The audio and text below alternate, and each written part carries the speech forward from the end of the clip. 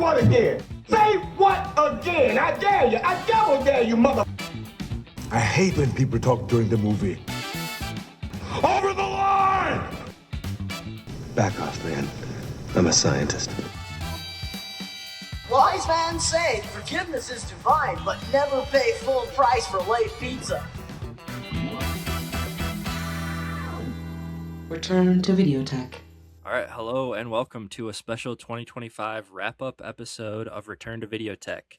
Tonight we're breaking down our top 10 favorite movies from last year. It might seem a little late being that it's March 2026, but we like to save our picks until after the Oscars so we can complain when they get it wrong and celebrate with a few small beers when they get it right. I'm Keith, and my own personal movie sensei Matt is here with me as always. So Matt, did the Oscars get it right this year, and are you prepared to answer that question at this time? Well, it's interesting that you pose it like that. I've never felt that strongly like I know what's right and what's not right. I just know what I like and what I root for. And it is, my number one movie is, not to spoil what's going to happen in our top 10 list later, but I don't think it's any secret what my number one movie is.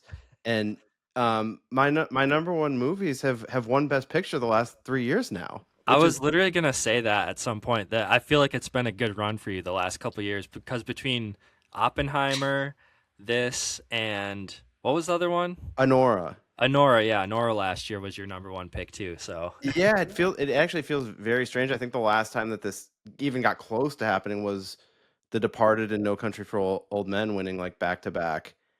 And then I think I don't know if it was the next year after that, if there was one in between, but I feel like when The King's Speech beat Social Network, I just went into like an abyss. Like I just went into an abyss, and I went into exile like Yoda from when he went to the Dagobah system. I was like, and I just got picks. Everything I picked didn't win Best Picture for the next. That one was almost as egregious as Saving Private Ryan losing to whoever they lost to. Well, I can't remember who they lost to, but I've still never seen The King's Speech. Lindsay likes The King's Speech. This came up during our Oscar party this year, which was me, Lindsay, and Zach. So huge crew. But both of them were on the side of, well, I can't have that take if I've never seen The King's Speech, and I get it, but it's like I feel like The Social Network is one of the top movies of the past 25 years, and like I think it's like a top 10 movie of the past 25 years, and it just seems crazy to me that there's any semblance of a chance that I'd even think The King's Speech is within reach of that. Yeah. But I just did a quick Google search. The movie that Saving Private Ryan lost to in 1998 was Shakespeare in Love, and yes. I also haven't seen that, so I guess I can't really complain, but I feel like that's like a widely adopted opinion.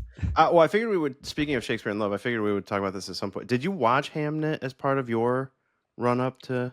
I did not. I know Okay. Jessie Buckley, who I do like. Yeah. Won for, was it supporting actress or was it right? Uh, It was actress, right? Actress, Not yeah, supporting actress. yeah. Okay, yeah. Yeah, it was a lead role. Yeah, because Amy Madigan won supporting actress, which was one of the cool moments. I mean, I think she was kind of the favorite, but her playing that villain role in Weapons was so good and so unique, and it was just really cool to see her win that. And I saw her a couple times in the award season run, and even when she was going up to give her acceptance speech, I was like, well, she was definitely swearing at the SAG, or what they now call the Actor Awards. I was like, so this might get fun during her speech. And what was she swearing about? I didn't watch that. she was just very loose. Not like it wasn't like angry cursing. She was just like very loose with her dialect. And Okay. Yeah, look, this is where I'm at, and maybe it's just like too many things of life stressing me out or whatever. But I've definitely had like some memory lapses lately. I think you have always remembered me to be someone who could pull out a name at any given time, pull out a year at any given time. But like when I was talking to Lindsay the other day, I didn't even remember that Oppenheimer won Best Picture. Yeah. Yeah, the Oscars is like not important enough in my life to remember a lot of that stuff, but when it's a movie like that, it's a little memorable. Yeah, I mean now it's, I feel like now it's firmly locked in my mind that yes, Oppenheimer won, but like I don't know, that moment was completely escaping me. I could distinctly remember that dude that did the score for it winning, and then of course he wins again this year for Sinners, Yeah. who I think is still a relatively new young composer. I don't think he had Yeah. done too many movies when I he won for forget his Oppenheimer. name, but his speech was one of my favorites. Like he seemed like Yeah, a very down to earth, like normal person. Like that's one of my it's complaints that I get a lot from other people, and I kind of agree with them about the Oscars. Is just some of the speeches sometimes come off as a little phony or like yeah, self interested, you know. But specifically his, and then somebody that I wanted to bring up too was this was kind of like um not really a snub, but something I really wanted Marty Supreme to win for cinematography.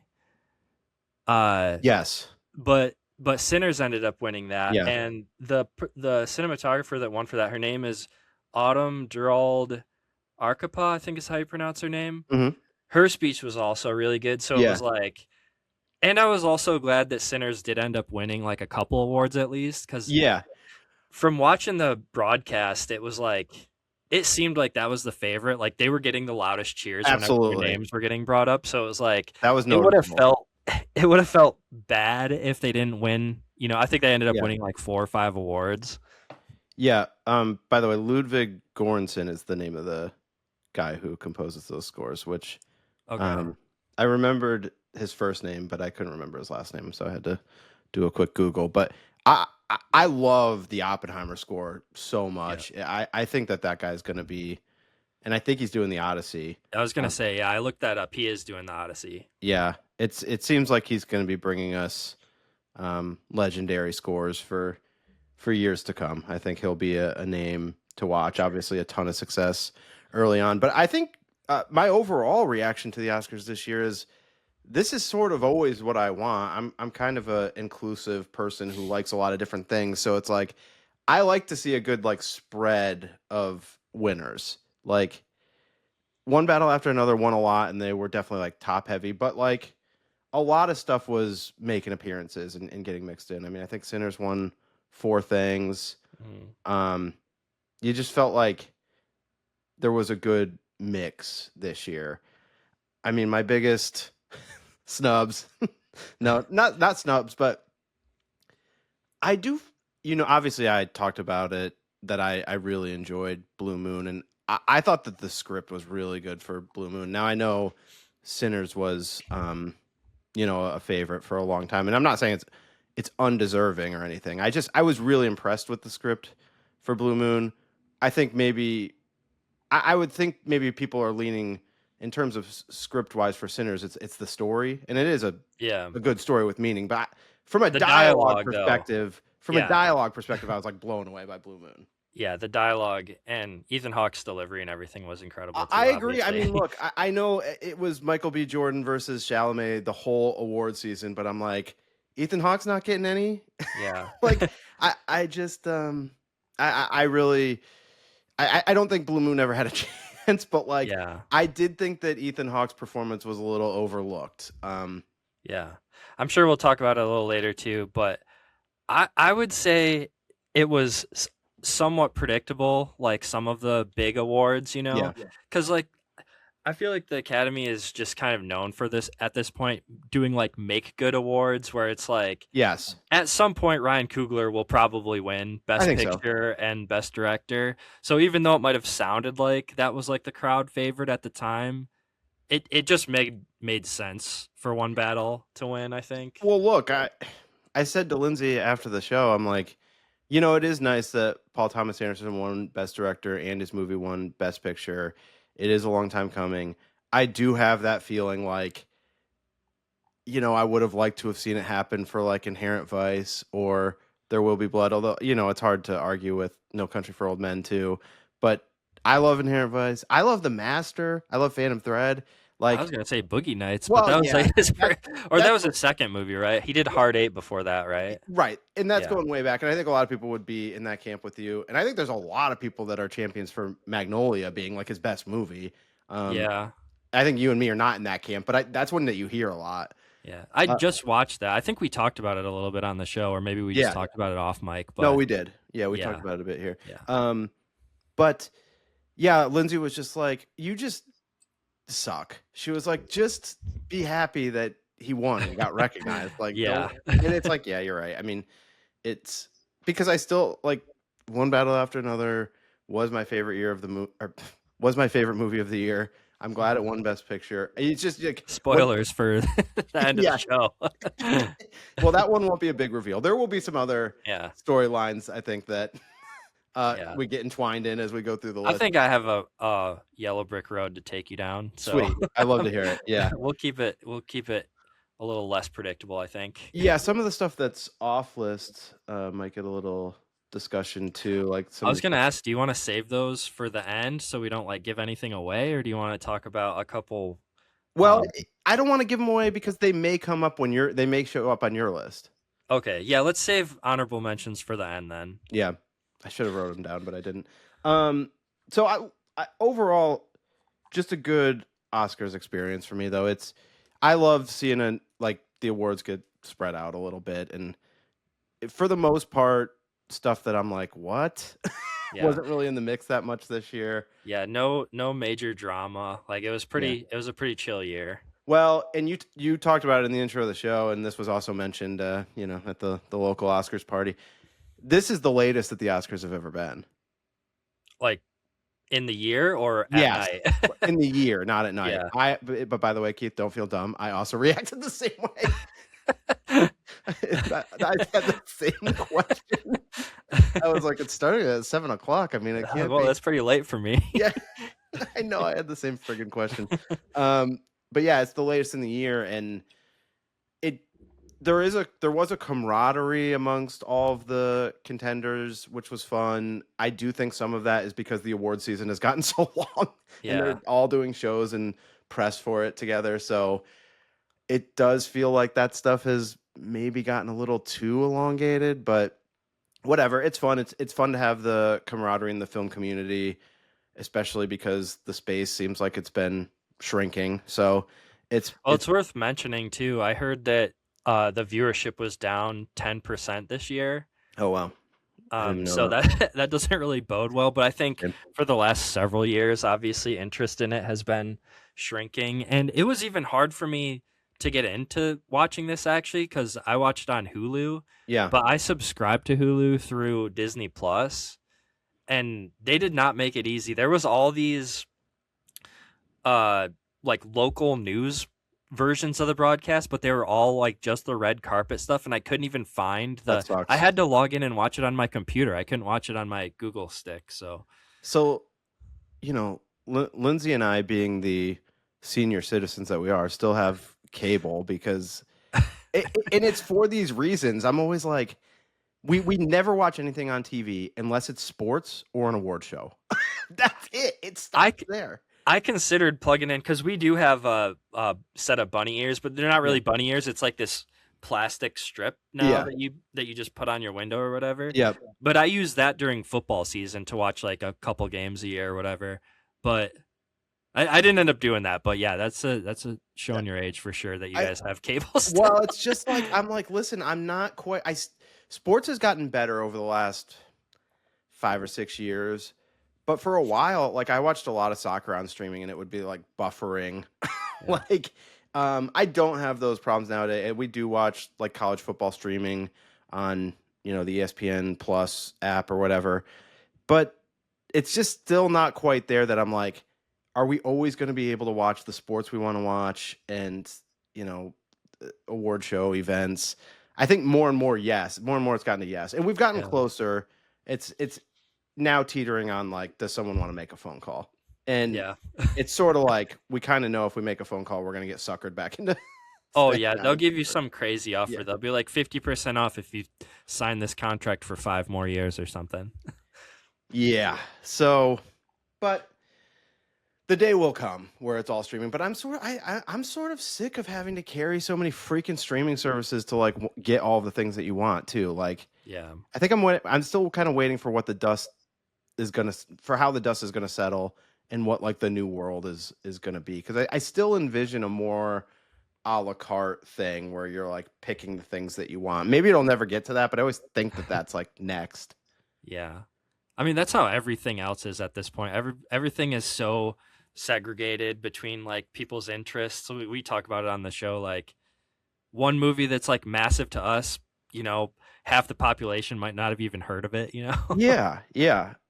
Which by the way, like Warner Brothers being sold or whatever, like, I mean, didn't they have Sinners? Did they have One Battle After Another too? I mean, Yeah, I don't know who was distributing those movies. I'm not sure. I feel like they had Sinners, Weapons, and One Battle After Another all in 25. I mean, it's what a great year, and then it's like, well, Yeah. fire sale. Yeah, and then what's his face is getting like $900 million for making that sale happen. Yeah, it's good money if you can get it. Okay. Do you think that's enough on the Oscars? Do you have anything else? Yeah, you yeah. wanna I talk mean, I about? think we can weave in other stuff as it goes along. Yeah. I think actually let me take this piece of it and segue into my next topic for you, because Lindsay and I did go see Project Hail Mary on Friday. Okay. It's been getting good reviews. I'll tell you this, my level of excitement for it was not much.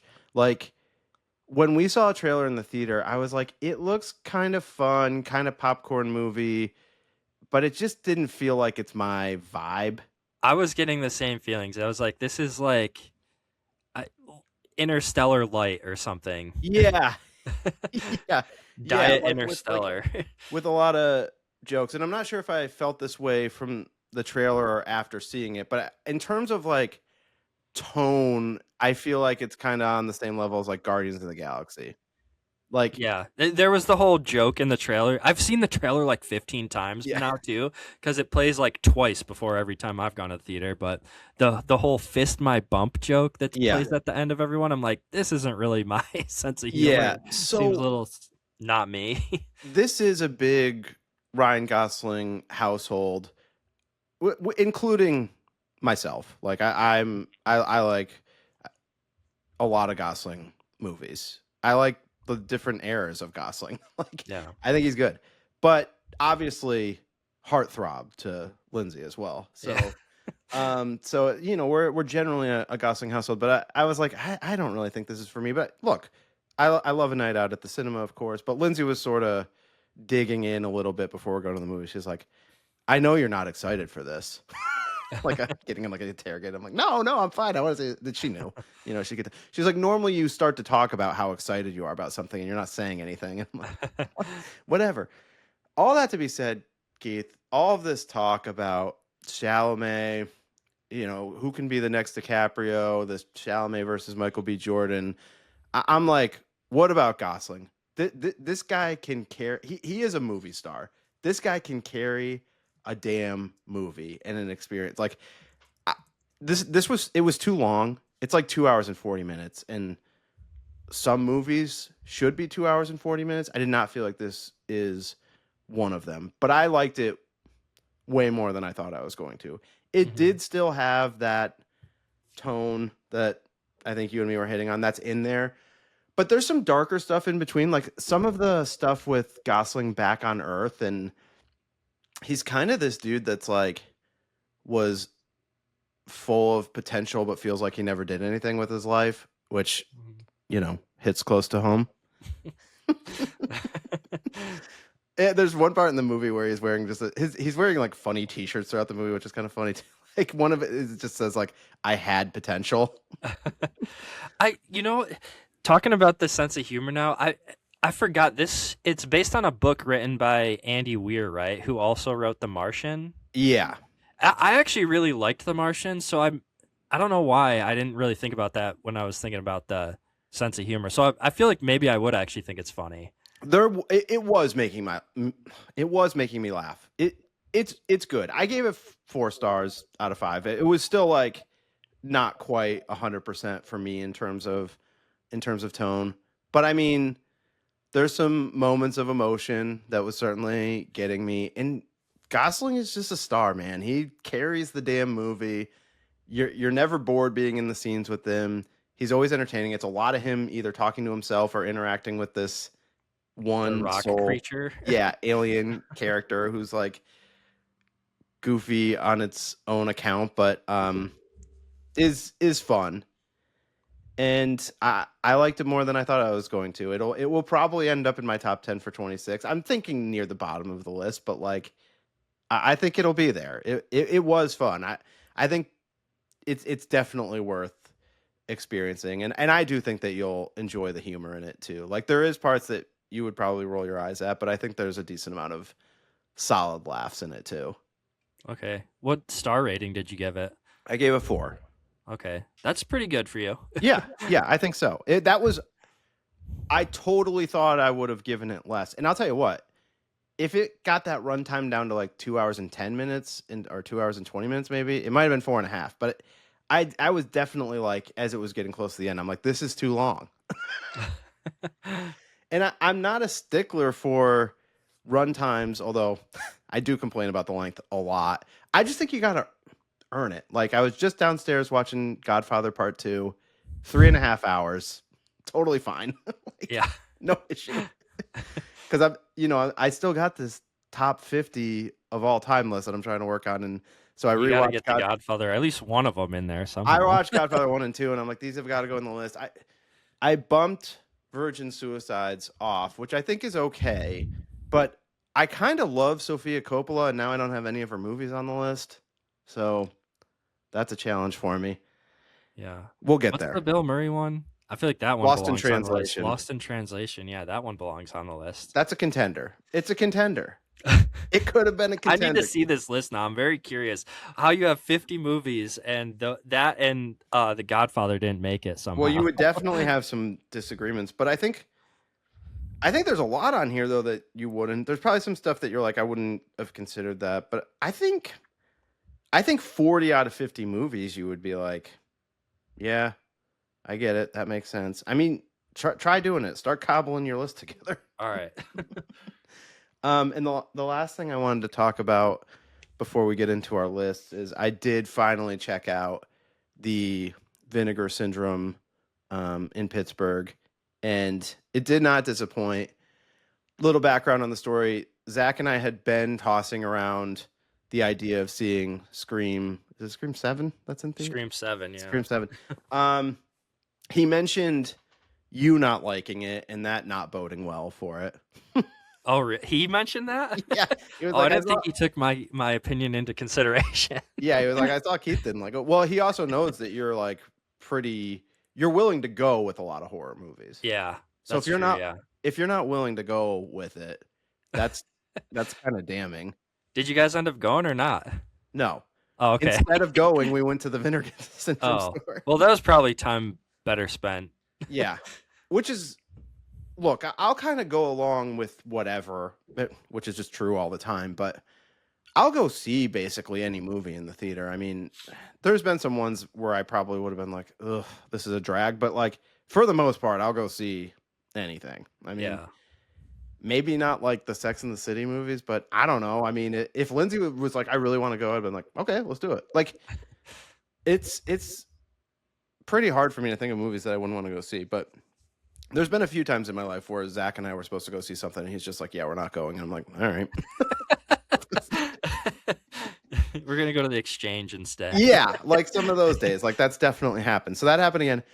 We go to the Vinegar Syndrome store. It's in the south side of Pittsburgh on Carson Street, where I used to live, and you would come visit, like once a year or something. And I hadn't been over that part of town in a while. So that was like a little bit of memory lane. Just, it kind of, I think I probably told you, but it kind of got like kind of scary and dumpy like over the pandemic. It turned into like Back to the Future Part 2 world over there. It's like post-apocalyptic. But they also like did some work over there and stuff too. So it's, I don't know. It's sort of in a weird state over there right now. And the Vinegar Syndrome experience though was awesome. Like, pretty sweet. Yeah. I mean, it was just like the El Dorado of blind buy potential. I mean, What a terrible year for you to go there when you're trying to hold yourself to I 9 know. movies. I know. It was like I was telling Zach while we were in there, I was like, man, if I hadn't had myself on this limit right now, I'd probably be walking out with like 5 movies, and like 5 movies that I had never seen for sure. I wish I would have known you were going because I would have asked you to grab me. There's a special version of The Keep, the Michael Mann movie, That was there, yeah. that you can only get in the stores, apparently.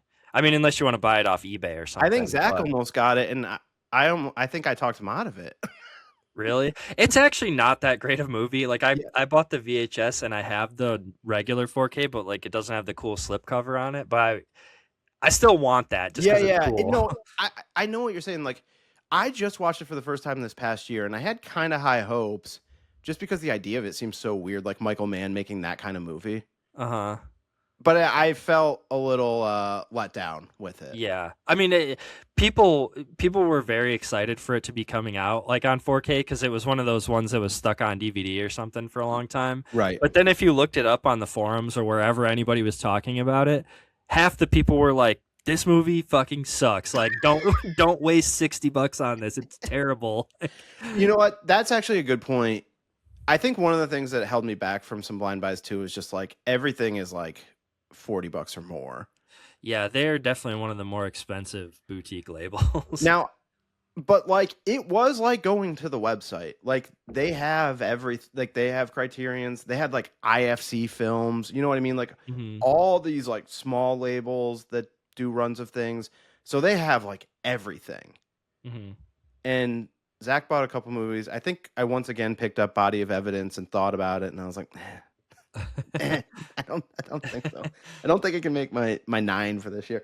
But I did buy a couple things. In addition to all of the movies, they have like a bunch of records, but specifically a bunch of like movie score records. And I was like, oh hell yeah. And I know I sent you a picture, but oh yeah, I already know what's coming. For the show, yeah, for the show. I got the Valley of the Dolls soundtrack. Hell yeah, that cover is sick too. Yeah, which is a Criterion movie, and it's a movie that I like, and I haven't seen it actually. I need to get on that. It's kind of you may have a weird time with it. Didn't Roger Ebert like write the sequel Beyond the Valley to the Dolls or something? And that's an insane movie. That one's more like an exploitation movie. Yeah, I really want to see both of them. I have the Criterions of both. This Mark Robson dude that directed it, he kind of was an influence on David Lynch a little bit. He had made a TV show called Peyton Place, or a made-for-TV movie called Peyton Place, that was like this idyllic town that has like all of this kind of drama happen. And that was like a big influence for David Lynch in Twin Peaks. But he directed this, and one of the girls in it is Sharon Tate, which is like always just sort of surreal. Yeah. I mean, I feel like one of the craziest things that's ever happened in entertainment, like her being killed. So anytime there's like a movie with her in it or something, it's always just like at a minimum, it's interesting to me. Yeah. And then I also got favorite of the show, the Body Double soundtrack. Yeah, dude. That cover is so cool. When you sent me the picture, I was like, look at the back. That has to be on display. Dude, yeah, the villain guy is mask, just like on the back with like the little house up in the Hollywood Hills or whatever. Yeah. I know. Awesome. The more I go on, the more I'm just like, I feel like Body Double is actually one of my favorite movies.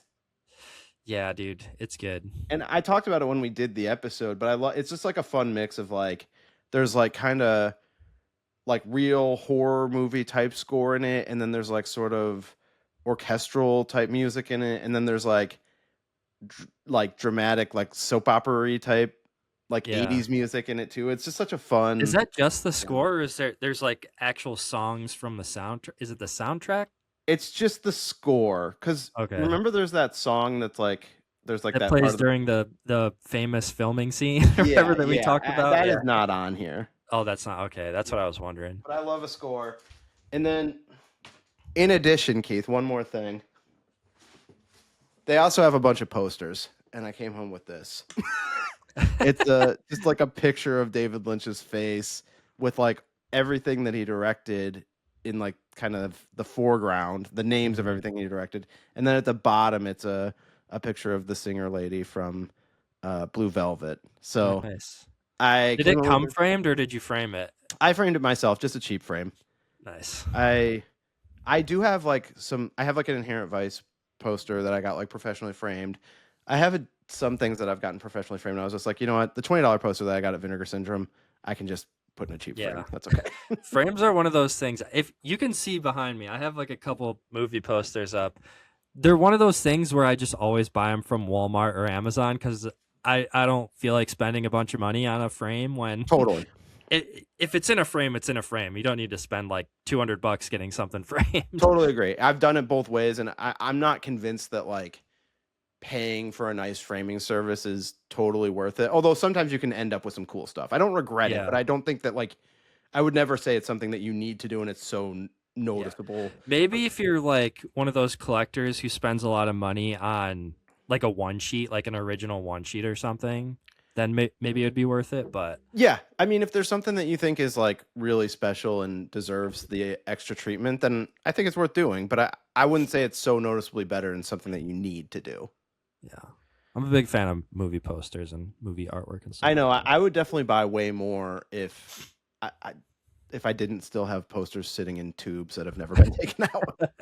Yeah, I have a Jaws one that I think when I said, I told you I made a mess when I was trying to like move a chair out of the background of the recording space, and I knocked over a bunch of tubes of posters that we've never done anything with, and one of them is a Jaws poster. Yeah, just I have never done anything with yet, and I have framed posters like sitting in a closet. I have the framed Tommy Lee Wallace signed picture. I have the signed picture of Joe Bob and Darcy, the mail girl. They're just like sitting in frames on a counter. Like this is it's all like Lindsay's like, you need to stop collecting things for this future time that we may never live in.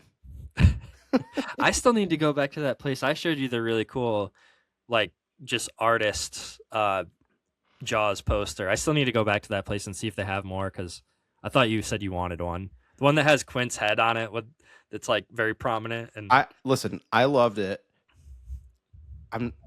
The answer of do I want one remains yes. But like, well, I'll check next time I go.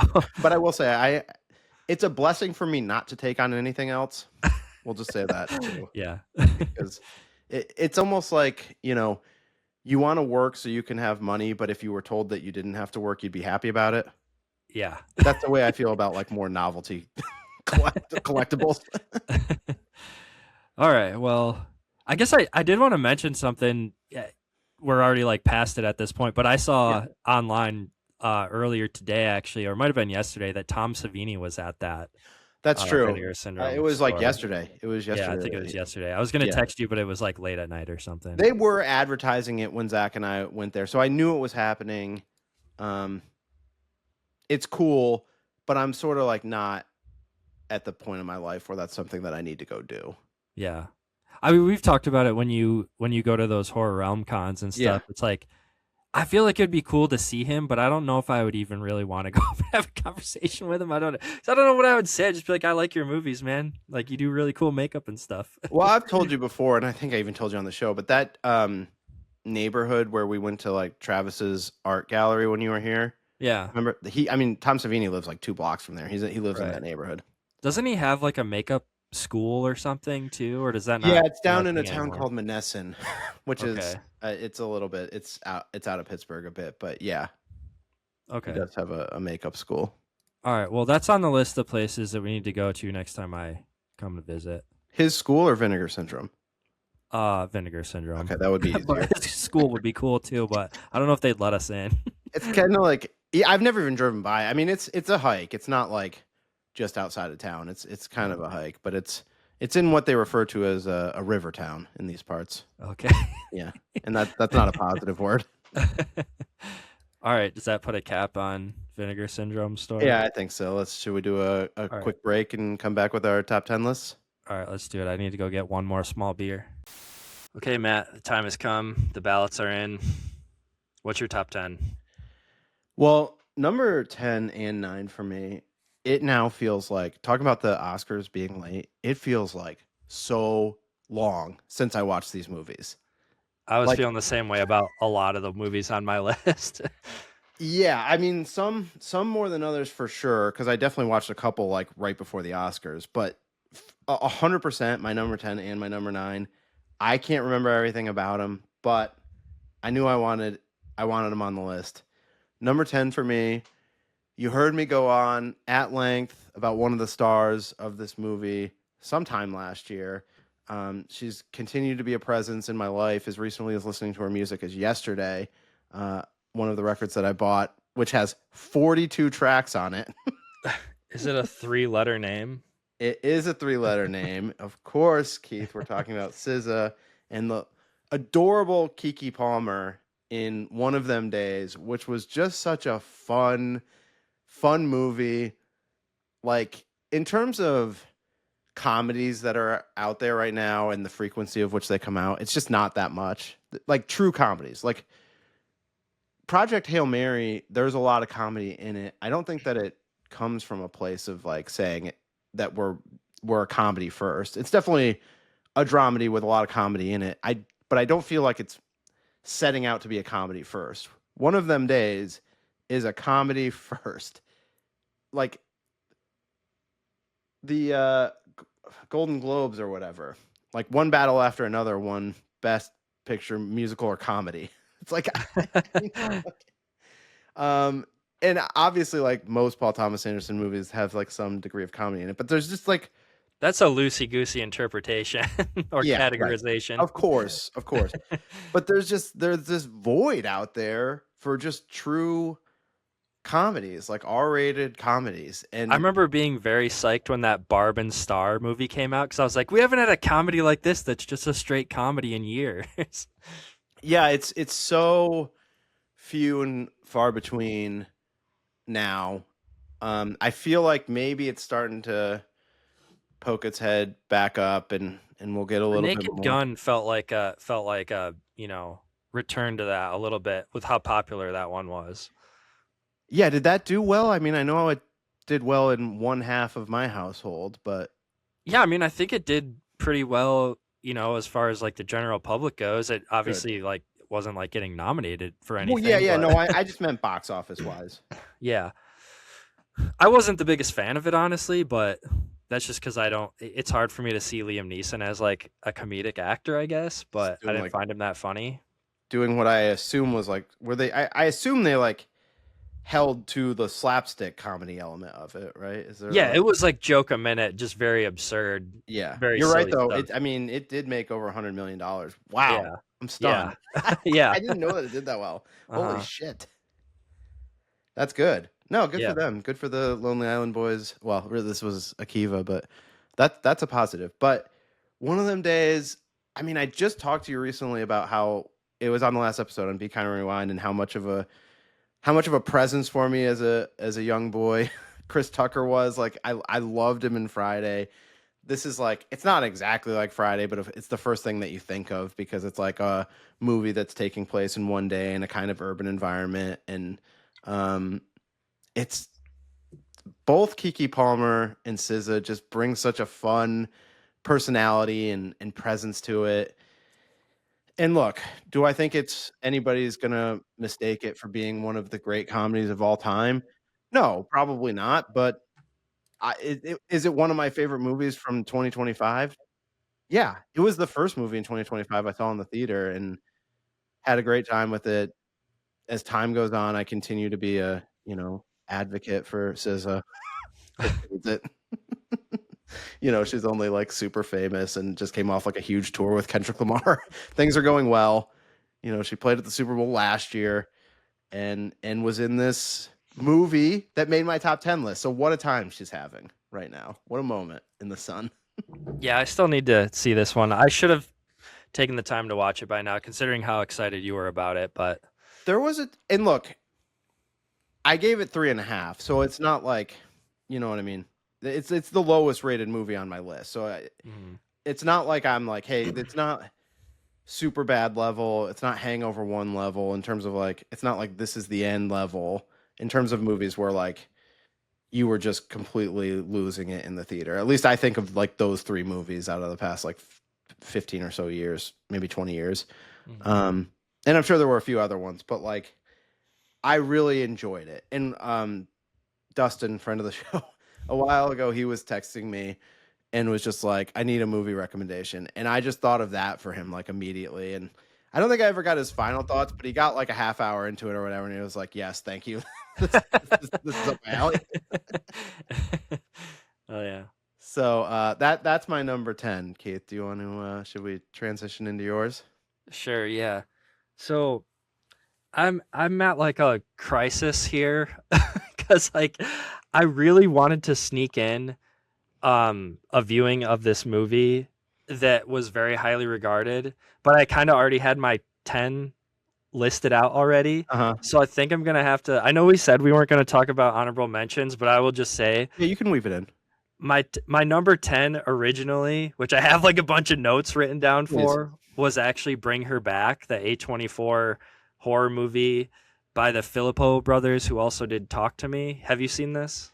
No, and at one point throughout the year, I saw some movie that was listing out like, here's a bunch of underrated movies from this year. And I think that was on the list. And there was actually a decent amount of stuff on that list that I was interested in.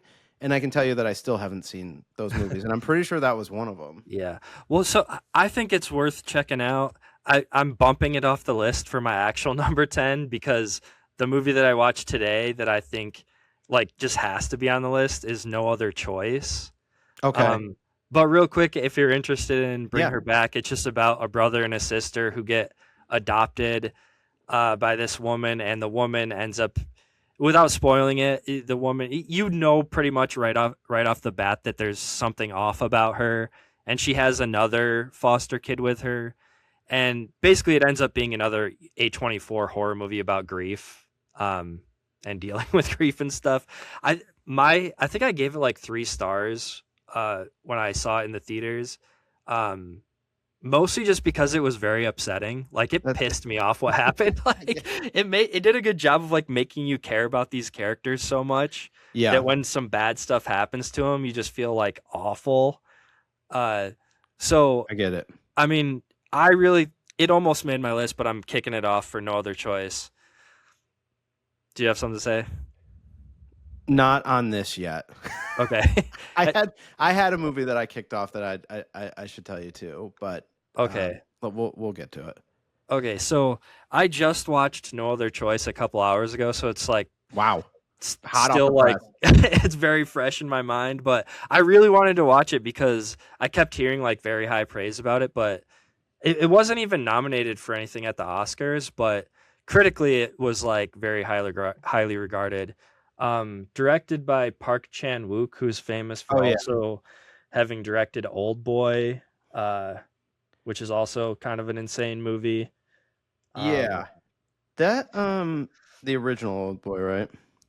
The original Old Boy, yeah. Because they did do a U.S. remake of that, didn't they, with like Josh Brolin? Yeah, they did, and that wasn't well received. I remember watching it, and not liking it. The original is like batshit insane, and I don't think the remake was as fun in that way. I've heard The Handmaiden is like an interesting movie of his. Have you seen that? I've not seen that. Same, but that's sort of on my list of high interest. I did watch that movie he did, Stoker, in 2013. Yeah, that looked interesting to me, but I didn't watch that one either. And that's how I felt about it. I like even to this day, I feel like I'm interested in it, but when I watched it, it didn't quite hit for me. But I was still like, this is kind of cool. Yeah. I remember watching trailers and thinking it had like Misery vibes or something. Yeah, and there's definitely like some Hitchcockian elements of it as well. It's definitely going for just that like unnerving feel. When it's like when nothing's happening, you're still sort of like you feel like something weird is about to happen. Yeah. I'd like to revisit it at some point. I watched it like the year it came out with sort of a high level of interest because the trailers looked cool for it, and it kind of was just a little flat for me. But I sort of feel like there's something there, and there needs to be something that I revisit.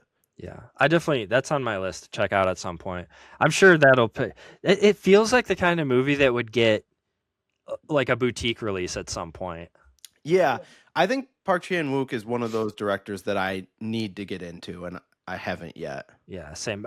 So the only other movie by him that I've seen other than No Other Choice is Old Boy, as far as I know. But you're an Old from Boy skimming his- fan, right? I do like Old Boy. It's been many years since I watched it, but obviously, like, there's the famous like hammer in the hallway scene where he's like fighting a bunch of dudes, and that's like a very famous scene. And then it ends up being very twisted what happens when you find out why he was like locked up in that room for so long. Get this, Keith. I have both versions of Old Boy, and Haven't watched either of them. Haven't seen either. Yeah. Yeah, not surprised. I would highly recommend the original. The remake, not so much. Okay. But do you know even like the premise of No Other Choice or no? I don't think so. So Lay it on me. basically, it's about this guy who gets laid off from his job at, I want to say it's like a paper manufacturing plant or something. It's like falling down. Yeah. So basically, he loses his job, and it takes place in Korea, I think, which is I think where Park Chan-wook is from. Okay. And like in their culture, your job is like a very big piece of your life. I mean, not unlike us here in America, where but they're like on a whole nother level where it's like completely devastating. Like it starts off basically with him like in this group therapy session type thing with all these other guys who got laid off. And basically the whole rest of the movie, his wife says something random when they're talking, and it sparks this idea in his mind to go around and kill all the other people who would be his like competition for like if he's to apply to a new job. Because like a piece of the movie is like AI coming in and taking over, which is Gotcha. kind of like a theme in a lot of movies nowadays. Definitely, Like it's very prescient. but so he gets this idea that he's going to go out and kill all of his competition, like literally murder them all. So the protagonist is like obviously I mean, you feel sympathetic for him because of like the situation he's in, but you're like this guy is not handling this well. But it gets really crazy, just like Old Boy. There's a lot of stuff with his family. It's not just like a serial killer movie. It's really like a character study, I would say, like on this guy who loses his job and just like goes nuts basically, and is like, I have to do this to like support my family or else we're going to lose everything. Yeah. This does sound good. So the way I'm describing it probably doesn't make it sound fun, but it actually is pretty fun. Like I would describe it as like a dark comedy. Well, it definitely sounds interesting. Yeah. I think you would really enjoy it. And obviously critically, it's like pretty high praise. On IMDb, it's only at a 7.6, but I think for IMDb, that's pretty high. Yeah. When you look back at 25 overall, I feel like there was a lot of fun to be had with the movies. Like it just felt like a more loose, fun year to me. Like even like Sinners and One Battle After Another, who tackle like pretty heavy topics, I would say they're pretty loose and light with them. Yeah. Yeah. I mean, that's definitely how this one feels. It's like heavy subject matter. And like you said, prescient, and like something that a lot of people have anxiety about, myself included. Like I'm constantly worried about AI coming in and like taking my job. Yeah. But Well, like just like looking back at last year, I mean, there was a lot more darkness. Like just in my top 5, having The Brutalist and Red Rooms, like yeah, Red Rooms. Oh my God, that one was so dark, but I loved it. yeah, I mean, it's super cool, but it is like, yikes. It's like, yeah, that one was disturbing. Yeah. This one is actually, I would say this one actually leans more into the dark comedy aspect of it. And a little bit more just like social commentary on like how much it sucks that like corporations just keep swallowing themselves whole, and like people seem to be like the first thing that always gets cut, when when mergers happen and everything. So it's definitely like that's like the major theme of the movie. Yeah. But all the murders and stuff that are happening are like actually kind of funny in a way. There's some goofy scenes, like, and all the stuff with his family is kind of funny too. Like his son is kind of aloof, and There's like maybe some like hints at like infidelity and stuff. It's a fun movie actually. Okay, I wow. think you would Yeah, it's really hard like to it. like it's hard to like zero in on what the tone is from the way you're describing it. Like it just seems like it seems like things that would be at odds with each other are like Well, I feel like it's similar to Old Boy in that way, where okay. it's like it's just kind of fucking bizarre, and I Yeah. think part of that is like because our culture is like a little different than Korean culture, I'm sure you know. Yeah. So stuff that's like really funny to them is probably like only funny to us, like in a way that's like this is weird, you know? Yeah, and it's probably partially because I don't have a lot of familiarity with Park Chan-wook, and I don't understand his like His sense of delivery of humor and yeah. yeah. Yeah, but I want to because he seems like he's really for me. Like I think you would really like yeah. this movie. I mean, in particular, like there's scenes where the main character is like he's being interrogated by the police, but they don't really know that like it's him, you know, Yeah. and there's some really fun stuff happening there where he's like kind of squirming in his seat and like it's weird. It's like you feel conflicted or I feel conflicted watching movies like this because I'm like obviously what this guy is doing sucks and is bad. But like it's like you feel bad for him at the same time because all this horrible shit's happening to him and Sure. it's like he's literally just trying to find the best way to like feed his family. Right. Yes. um I mean, it so does feel like it's tackling a topic of a world that we're like rapidly heading yeah into.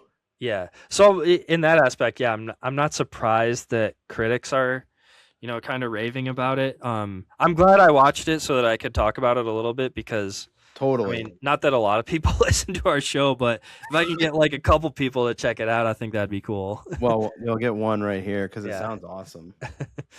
Okay, so yeah, Bring Her Back was kind of like an early honorable mention. I did really like that, but yeah, No Other Choice is my number 10. So, heading into my number 9, I alluded to knocking something off the list.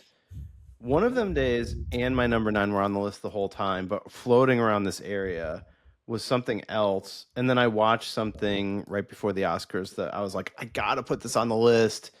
And it was between like 8, 9, and 10 that I'm like, one of these has got to go. And the one that I knocked off was Oh Hi, which I talked about on the show, which is also just a straight comedy. I think Molly Gordon is the girl that's in it, and I just thought she was so funny. It was the one that I described as like millennial misery. And I definitely, I remember I told you about it at the time. Like the second half of the movie is not as good as the first half, but I loved the first half and I liked the second half. But ultimately, I was like, one of them days is probably the movie that will stick with me longer than Oh Hi will. Oh Hi will probably end up being a little bit more throwaway, but I did like Oh Hi. I liked the concept of it and I thought it was funny. But it ended up getting bumped, and my number 9 stayed on the list, although it's probably the one that I feel most shameful about having it on the list. I kind of feel like people just feel like this dude just keeps making movies that everyone thinks are okay but forgettable at this point, and maybe that's too harsh. But I am a fan, and I anytime he's doing something, I'm going to see one of his movies.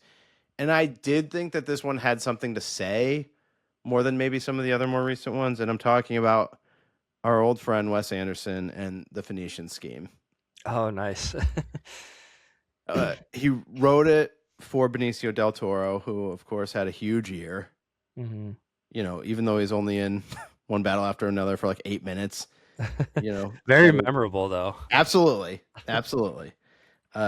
No doubt about it. And Benicio del Toro is an interesting dude because I sort of feel like there's been time periods where I just thought he was like gone. I mean, I feel like he's earned the right to take a few breaks here and there. Yeah, well, I don't even know. I mean, he may act regularly, and there's just been times where I've missed him. But I sort of feel like when he was in Sicario, which he's like amazing in, it felt like it had been a little while for me. Now, maybe that's off, and maybe there's obvious things that I'm missing.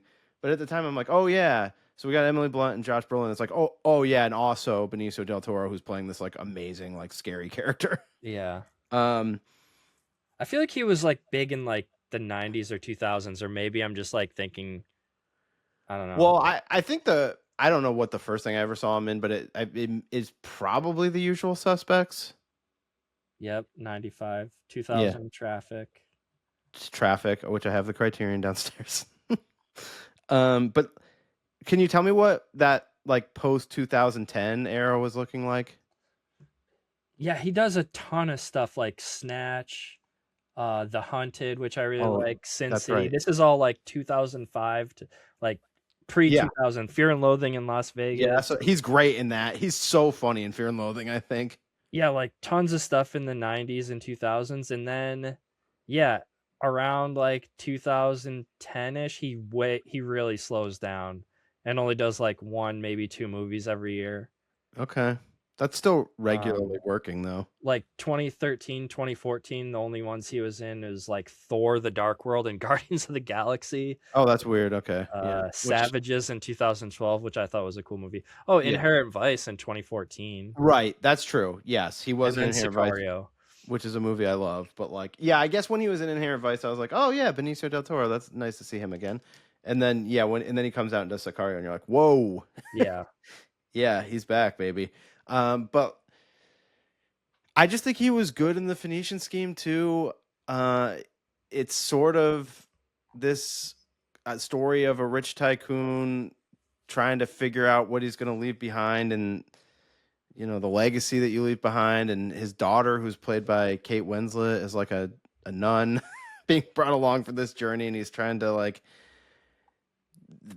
decide and decipher like what his legacy is meant, and is it how it gets I keep using the same way to describe it, but how it gets left behind. But more so than all of that, Michael Cera in this movie was so funny to me. I was laughing at so many of the Michael Cera scenes, and it's hard for me to even remember now because again, I saw this so long ago in the theater, but it's just weird with Wes Anderson anymore because I do sort of feel like everyone's just like, whatever, he's just going to keep making movies. They'll make enough money. He'll get to make another one.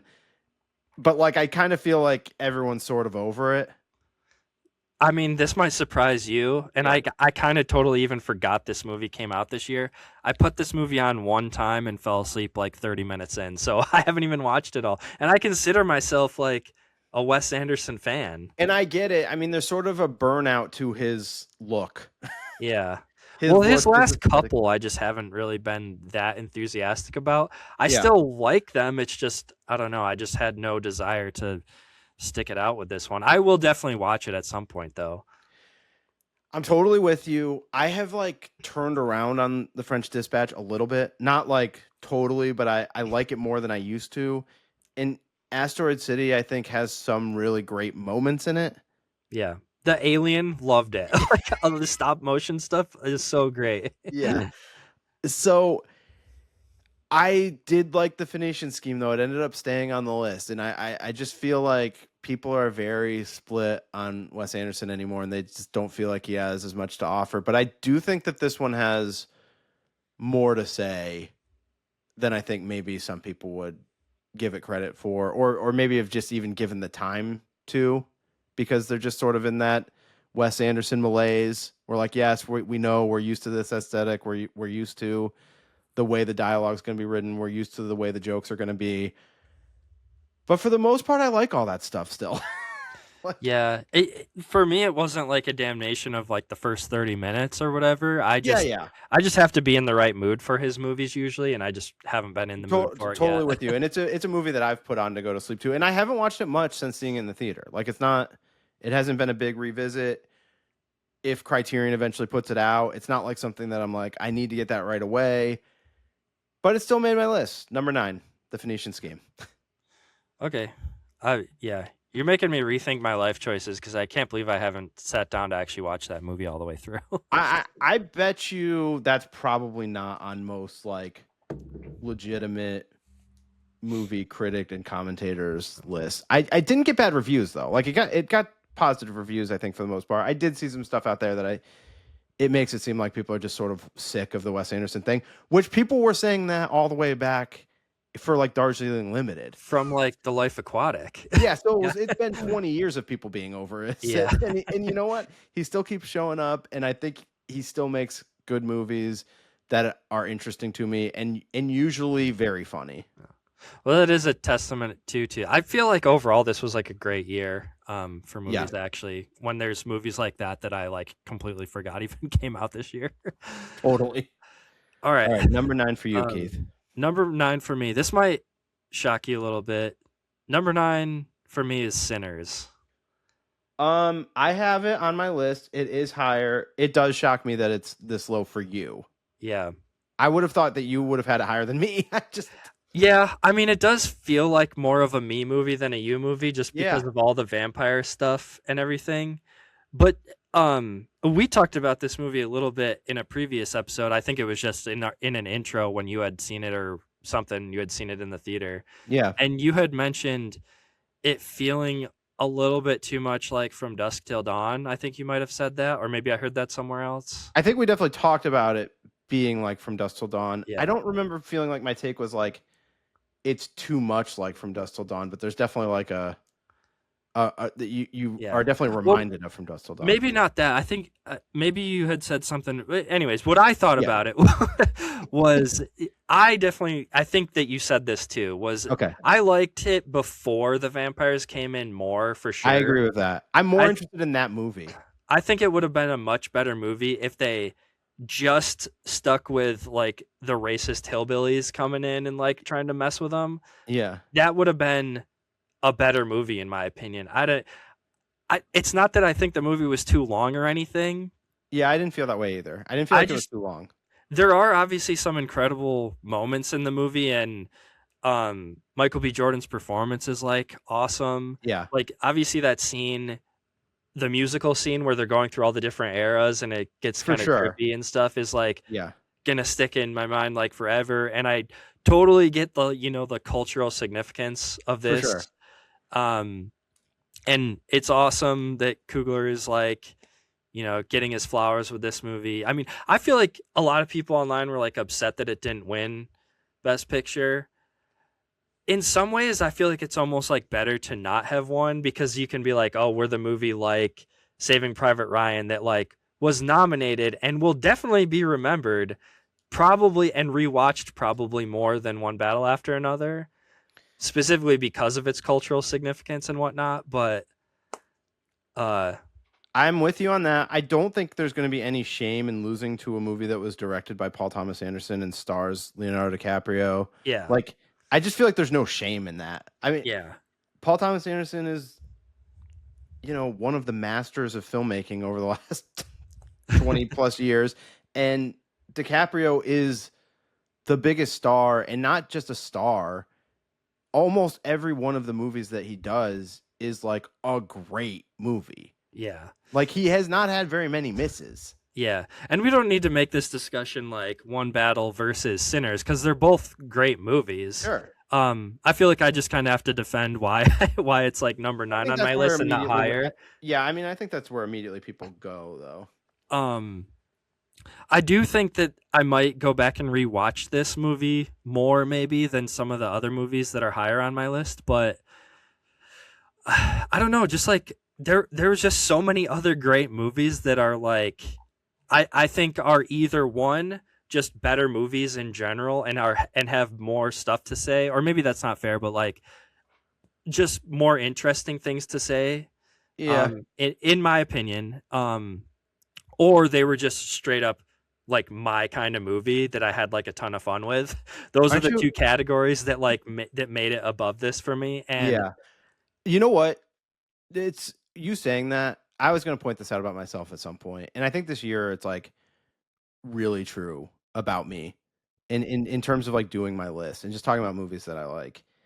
There were years where there were things that I really respected as a movie that would end up on my list higher than things that I liked more. And I think I've reached a point where I'm not doing that anymore. Yeah. Mine is kind of just like a mix of the two, I think.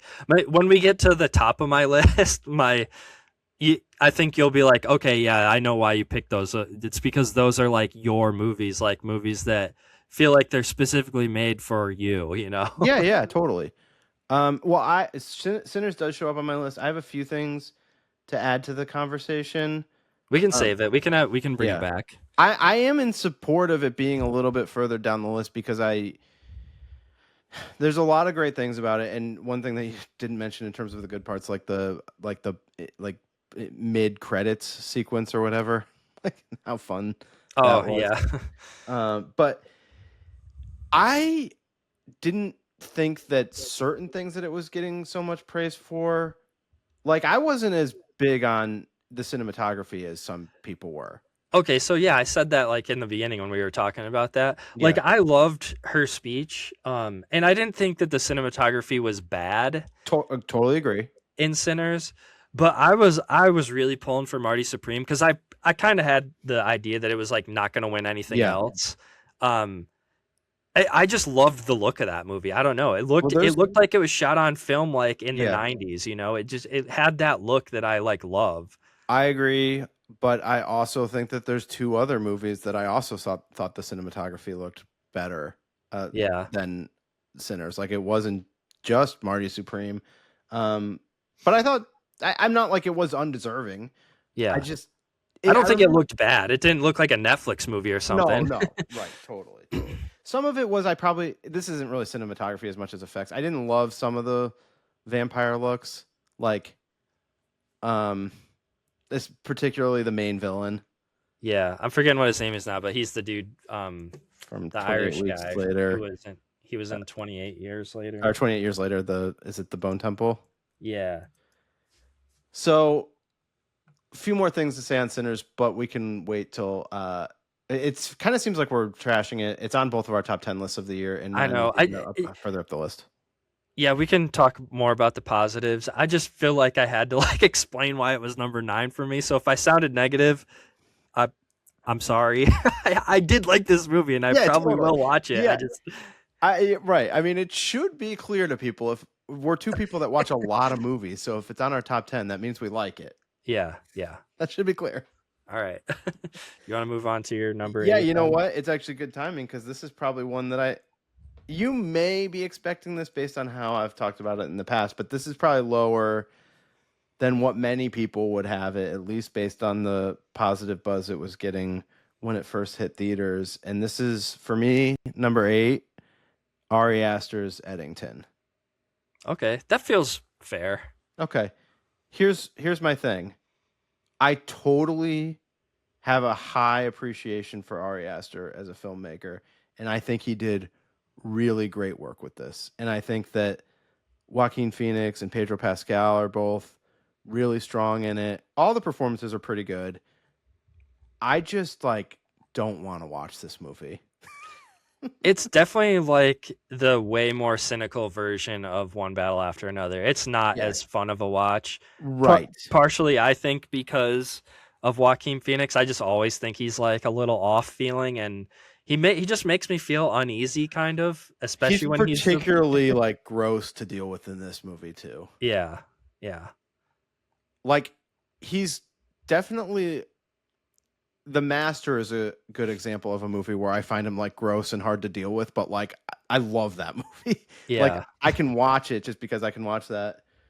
I don't know, just the way he's portrayed. But in this one, it's something that's striking a chord, right? I mean, it's reminding us all of a time that we don't want to go back to, and maybe a time that we've never really fully come out of. But just the way that people are acting in this movie is so spot on, from the internet culture thing, just the social media warriors, everybody that I was talking about this recently. Somebody asked me if I had a Facebook, and I can't remember what year, but I was I got off of it in 2011 or something. I wanted to ask you about this because I go on Facebook every now and then for Marketplace, and when I opened the app, I saw your face on there, and I was like, "Is Matt back on Facebook?" Oh no, you showed up on my thing or whatever when I logged in. So you're not back on Facebook? No, that's a little unnerving, actually. Okay, maybe somebody hacked you. Yeah, really. Interesting. That is very interesting. There wasn't any weird posts or anything. Your name just showed up when you probably don't even know because you haven't looked at it since it's been updated or whatever. But when you look at my page, you come up as one of my top whatever friends. Well, we are top friends. Yeah. I would agree with that. So If that this was that tracks. MySpace, top 8 for sure. Absolutely, yeah. Number 1 with a bullet, baby. I can't remember who I was talking to about it, but I was just like, the real reason why I got off Facebook, whatever, almost 15 years ago, was because I just couldn't stand, and I think this has only gotten worse, probably. It was like someone posts something, and then everyone just starts reacting to it. And it's like, do you really think that you guys are all going to change each other's minds Yeah. in Facebook posts? First of all, like, is this really the forum to like put this thought and idea out there? It's also just so public, and I feel like, people just, I mean, myself not excluded, people are just like making a fool of themselves. I have Facebook pretty much exclusively just for Marketplace at this point. But I still see it when I'm scrolling sometimes, just people just making absolute fools of themselves, arguing about it's everything. Wild. in one sense, like somebody might have made me fired up about a post that they made, but even more so all the people reacting to it. And I don't even care what side they're on. It's just like, do you guys really think that you're accomplishing something productive by like going back and forth on this? Here's like you said, you're not going to change anybody's mind by putting your opinion out there. Most people's here's my read on the way people are in the world. Most people's viewpoints are based off of their own experiences, warped as they may be, whatever. I'm not saying like the impact of those experiences is always like read the right way, but I'm just saying like they're basing their viewpoint off of their experiences, and nothing that anyone says is going to change their experience.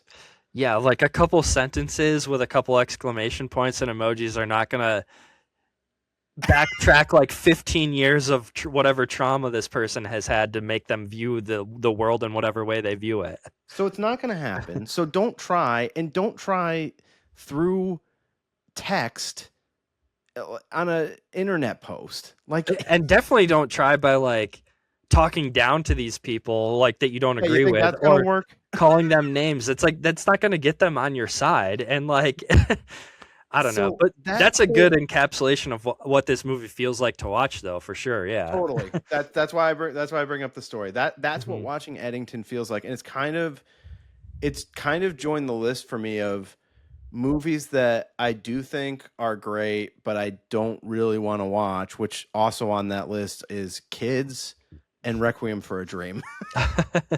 Yeah, I watched those movies in high school, I think, and haven't watched since. I know. I have a Requiem for a Dream on 4K, and it's just like, I can't think of a time that I will watch that. I mean, I might as well just give it to somebody because it is a movie that I think is good, and we did it for Greatest Moments, and, it was a decent episode, and we had a good conversation about it. I mean, there's definitely some fun stuff in there. It's just not a movie that makes you feel particularly great. No. It did have an original score that transcended the movie, which we talked about a little bit on Interstellar. That score has been used at like sporting arenas and was like in like trailers for other movies. So, but in the first time I ever watched Requiem for a Dream, I felt just like so gross afterwards. It was like a feeling that your stomach. Yeah, a feeling that I couldn't shake for days. And I think, a lot of people would say that's a testament to the movie and the filmmaking. And it's like, absolutely. But guess what? I don't feel like watching it again. Yeah. I totally get that. That's the way I feel about Eddington. Yeah. Well, I'll say Eddington is on my list. It's a little bit higher up. It's not my number 8, but we could talk about it a little bit more, I guess, when we get to that then. Okay. That's probably it for me. I do think Ari Aster is one of the great directors. I know he's made 4 movies now, I think. Was this his 4th movie or yeah? Yeah, Hereditary, Midsummer, Beau is Afraid. Yeah. I think a lot of people were like hoping or wishing that maybe he would go back to doing horror. Myself kind of included, because I think his strengths lie there. I mean, it's cool that he's got these opportunities to go and do these really weird, bizarre movies that seem like things that he really wants to do, but I just think Hereditary and Midsummer are some of the absolute best horror movies of the last like 20 years. So I think it's sad that he's not doing that anymore. I mean, he can play in that anxiety space well, Yeah. you know, like the Safdie Yeah. space. Yeah, for sure. Which, by the way, do you think that Timothée Chalamet not winning Best Actor, like how much of that do you think was him suffering like a negative rub from all the Safdie stuff happening like during the award season? Honestly, I don't think it had that much of an effect No. on it. And he was getting like a little bit of bad press for like saying something about ballet or whatever. I agree recently, that too. had nothing to do with it because I feel like That was after the Yeah. voting was done, I think. totally, Yeah. yeah. But do feel regardless, I think he's still just too young. I don't think the Academy was gonna award him because, I mean, as good. Go ahead. this is a little you can't really like back this claim up or anything, but I said this to Lindsay and it didn't really take with her, but like I was like, people don't want to be told who the next Leonardo DiCaprio is. Yeah, he comes off as a little like, there was some quote of him saying like, I think people were twisting it a little bit where he said something along the lines of like, I want to be great at this or something, but people were twisting it into him being overly confident or something. Yeah. I know, like, I've heard them talk about this on The Big Picture or whatever a little bit a few times, and for whatever reason, they defend him like Sean Fennessy. I mean, he'll be like, I did not like that Wonka movie, but it worked that he did that or whatever, and I'm just like, I'm sorry, if you do a movie like that, you're not the next Leonardo DiCaprio. Like, I can't. I just can't. Like you said, Leo is really good at picking good roles. Like the movies he picks to be in are usually all great. And I mean, DiCaprio is a 1 in whatever. Put whatever number. He's 1 in 10 million, 1 in a billion. I mean, there just haven't been that many people that have done that many as many good movies as him. I mean, it's hard to always have that track record. I mean, even a guy like Gosling, who I like quite a bit, I mean, it's not like every one of his is a home run. Yeah, I agree.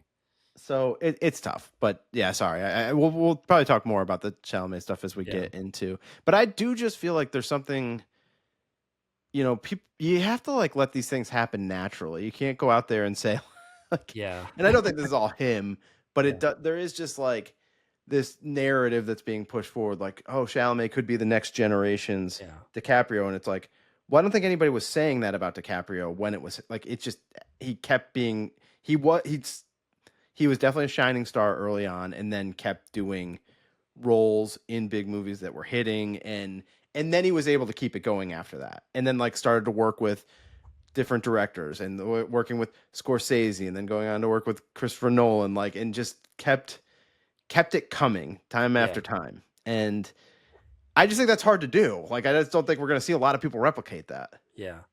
We can revisit our boy, Timmy. Definitely. I do like him. Later. Yeah. It's not a hit. This is not a hit piece on Timothée Chalamet. I just think I do. And I think it's fun that he's dating the Kardashian girl because he's just like, who cares? I know. I feel like that maybe had an effect. Probably. People don't like the Kardashians. Some people kind of, but their show and everything that they do is still popular. Yeah. And we should say it's definitely, it's one of the Jenner girls. I don't know. I can't remember if it's Kendall or Kylie, but I don't know. I think Kylie. Yeah, like this is kind of in my wheelhouse. Like I should know this, but I don't. Yeah. I don't know. I think it's Kylie. But yeah, I think it's kind of fun that he just like shows up with her to award shows. It's just like he's just like, I don't care. Yeah. I mean, that is like a big balls move. Yeah. I guess. Like I know you guys are all kind of conflicted on this family and their presence in the entertainment environment, and it's just like I don't give a shit. Yeah, I'm showing up with her. We're going to Knicks games. Like, you guys can all shut up. Okay, not to drag this freaking Kardashian bit out any longer than it's already gone, but did you see the thing? Just because it's just funny, the thing where Kim shouted out Michael B. Jordan, like asked if he was single or something, and he shot it down immediately. He was like, anytime a man of color gets a big come up or something. This is not his exact quote, obviously. Paraphrasing, yeah. It was something along these lines. He's like, anytime a man of color like has a big come up, you come calling or something, and I'm not about it, so stay away, basically. It was so funny. The one thing that I really loved about him winning, I mean, I'm happy for him, and I think he deserves it, but like, I don't know, there's the shot of him from like the one side of the stage looking back out of the audience. He's kind of like walking away, and he like looks at and points at somebody in the audience, and it's Jesse Plemons, because they were on the show Friday Night Lights together. Oh, really? And Plemons was like standing up, like really like applauding and everything for him. Yeah. So that was really cool. I really enjoyed that. That made me happy. Was Plemons nominated for Begonia too? I don't think he was, and he should have been. Yeah. Spoilers. That's on my list too, but we'll get to it when we get to it. That was on. It's not. Begonia's not on my list. I talked about it when I saw it in the theater. Some of the why it may not have ended up on my list, but I thought Plemons was so good in it, more so than Emma Stone. And it's not a knock on her. Emma Stone is one of the darlings of Hollywood. Yeah. She can do no wrong, basically, you know, like, and she's good in it. But like, if you ask me, the performance of that movie is Jesse Plemons. Yeah, for sure. We'll get to that in a minute here too, but to end that tangent, my number 8 please. was also, I felt like I was cramming for this because there were so many movies that I had been wanting to see and I figured would probably end up on my list, but I just had to cram them in the last week or two. So my number 8 is Train Dreams. This is perfect. Did you watch Train Dreams? Not only did I watch it, it's my number 7 on the list. So this is okay. Perfect. Cool. We can knock it out. My 8 and your 7 right now. So when I listed movies that I thought had cinematography that looked better than Sinners, this is one of them. Oh yeah. Yeah. Like this movie looked incredible, right? Yeah. That group chat that I'm in on Instagram with some other YouTube people, Brian from Last Movie Standing was like, dude, I haven't even seen that movie. I've just seen the trailers, but I was so surprised that it didn't win like best cinematography just from watching the trailer, he said. I was like, and it's a Netflix movie too, right? I know. And this is what bumped Oh Hi off my list. Because I watched this like the day of the Oscars or something, the weekend of the Oscars. Yeah, I just recently watched this like a couple days ago. And I also watched Hamnet leading up to, which is not on my list. And we watched these two within a pretty short window of each other. I would say they're both for the sentimental types. And this one was more engaging to me than Hamnet. Like, they both are kind of tragedies. I said this movie is very sad. It kind of makes Manchester by the Sea feel like a Pixar movie. Was my bit about it. Like, I'm not ready to go there. It's been a while since I've seen Manchester by the Sea, but I was getting the same emotional, sad feelings. Yes, I would agree, but you're making it seem like Manchester by the Sea like pales in comparison to this with what happens in that. Like the tragedy from that is nothing compared to the tragedy of this. That's the way I'm interpreting your comments. Yeah, and I mean, now that I think about it, they're pretty similar, aren't they? Yeah, there's definitely, I will say there's more comedy in the movie Manchester by the Sea, which is weird because it's what happens is horrific, but there is a lot of comedy in the aftermath of it. I mean, it's a dark movie throughout, but yeah, there is some comedy in the movie. There's no comedy in this movie. Yeah, I mean, after the tragedy happens, I don't want to spoil it, what happens, because it's still kind of a new movie, right? Or do you want to spoil it? It's up to you. Do you want to spoil it? No, I think we should unspoil as much as possible. It's kind of a spoiler that we even say that there is a tragedy, because I will say a long stretch of the movie, I feel like they're holding out hope that like things are okay. Yeah, I guess I'll say too, I was surprised when the tragedy happened, because even though this movie's been out for at least a couple weeks or a month or something now, or maybe it's been out for longer than that. How long has this movie been out? No idea. I don't know. It doesn't matter. I was still surprised though. Like I didn't know that some big tragedy was going to happen in this. And I knew very little about this. I knew that it was on Netflix, and I knew that it had gotten some award attention, and it was like, well, we're coming up on the Oscars. It's not like this has been sitting on my watch list for a long time. I mean, it's really just in the last couple of weeks that I was even considering watching it. Yeah. So Anyways, I was shocked when the when the tragedy happened. So yeah, maybe it is a bit of a spoiler to even mention that it's there. But once that happens, like the whole rest of the movie, almost 100% of the rest of the movie is just the saddest thing I've ever experienced. But there are a couple little glimmers of hope here and there, I would say, and there's some comedy before that. Like I love the banter between him and like some of the old guys he's working with. Yeah, how about like William H. Macy in this movie? Yeah, he's awesome. Like won't stop singing and pissing everybody off or whatever. Yeah. Well, Lindsay, like whenever we're watching anything that's like, you know, a period piece, she's always like, you know, how well do you think you would have done during this time? And it's just like, yeah, no, I mean, I would have been dead in, you know, by the end of this sentence. Yeah, I don't know how long I would have made it as a logger or a tradesman. Yeah, not at all. I would not have done well. I was like, well, didn't they need like creative types during this time? Couldn't I have written for like one of the local newspapers or something? I mean, I think there was a job for me, but it certainly wasn't logger. Yeah, you'd probably be hanging out at the local pub writing poetry or something. Absolutely. Getting booed by the locals. One cool aspect of the movie for me was the passage of time, because it starts like most of the movie actually takes place like early 19th century or something. When is it? 1900 or something ish. I was having a hard time actually getting my bearings on the time because it does seem really old, but then they're like leading into like he's riding a train. Of course, it's in the title. It feels like he flies in a plane. I know it feels like pre-industrial revolution though. Like I think it's just because of the part of the country that he's in. And they like build a log cabin on the river where it seems like it was just free land. Like they probably didn't have to buy the property or something. Yeah, I sort of feel like it's because of where it's set. Like there was industrialization and modernization was happening, but it hadn't hit this part of the country yet. Is the way I take it. It was taking place roughly from 1917 through the 1940s, and then I think the stuff at the end with him is like the 1960s. Yeah. By the end, he's watching people go to space on TV and like and you like weren't you sort of like, how is this even the same? He's old now, but like if you told me at the beginning of the movie that he was going to be someone that lived long enough to see a spaceship, I would have been like, no chance in hell. Yeah.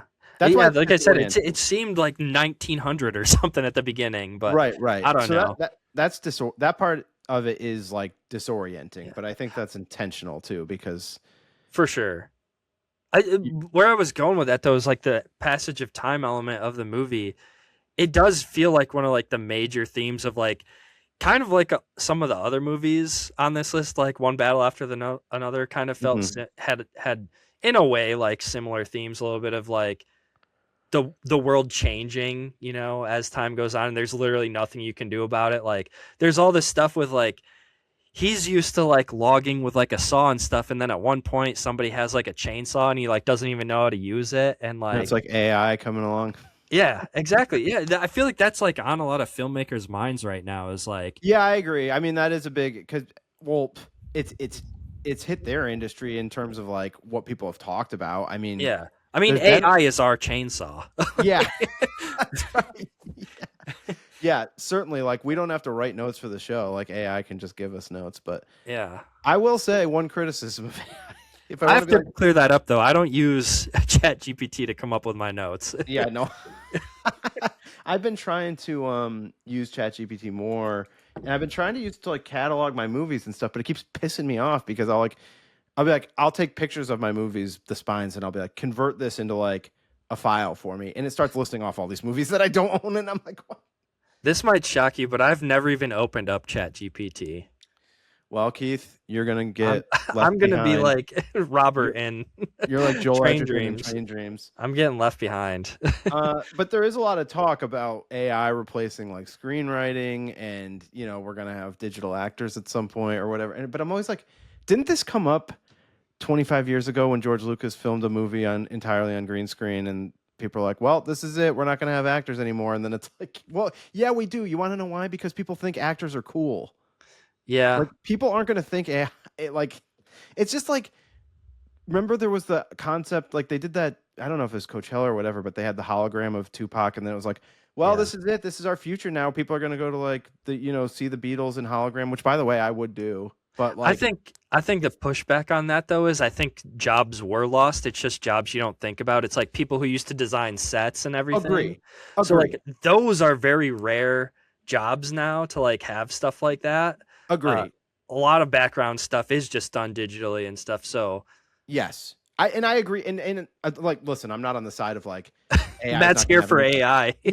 No, I definitely like AI is going to be the next big, change in human evolution for sure.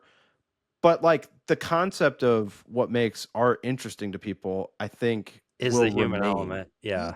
I think to some degree, yeah. Like I do think AI is going to come replace a lot of tasks that humans do. No doubt about it. Like, yeah, but I don't want to seem like I'm 100% negative on it too, because it does seem like for like low budget filmmakers, it'll be a tool they can use like for people who can't afford to, build sets and all that. And maybe I'm sure some cool, interesting movies will be made with AI. It's going to happen eventually, but yeah, sure. And I'm interested in it, but I just think that to me, there's always a space for humans writing about experiences and presenting themes on a screen. I think we talked about this on another episode. I just feel like I know personally I'm less interested if I'm not feeling like it came from a person who experienced something. I think the anxiety around it comes from a lot of people believing, and I'm in this camp actually, believing that the general audience doesn't give two shits where the story comes from if it's interesting to them. And that's fair. And that's a fair point. That's the thing. They'd be like, Matt,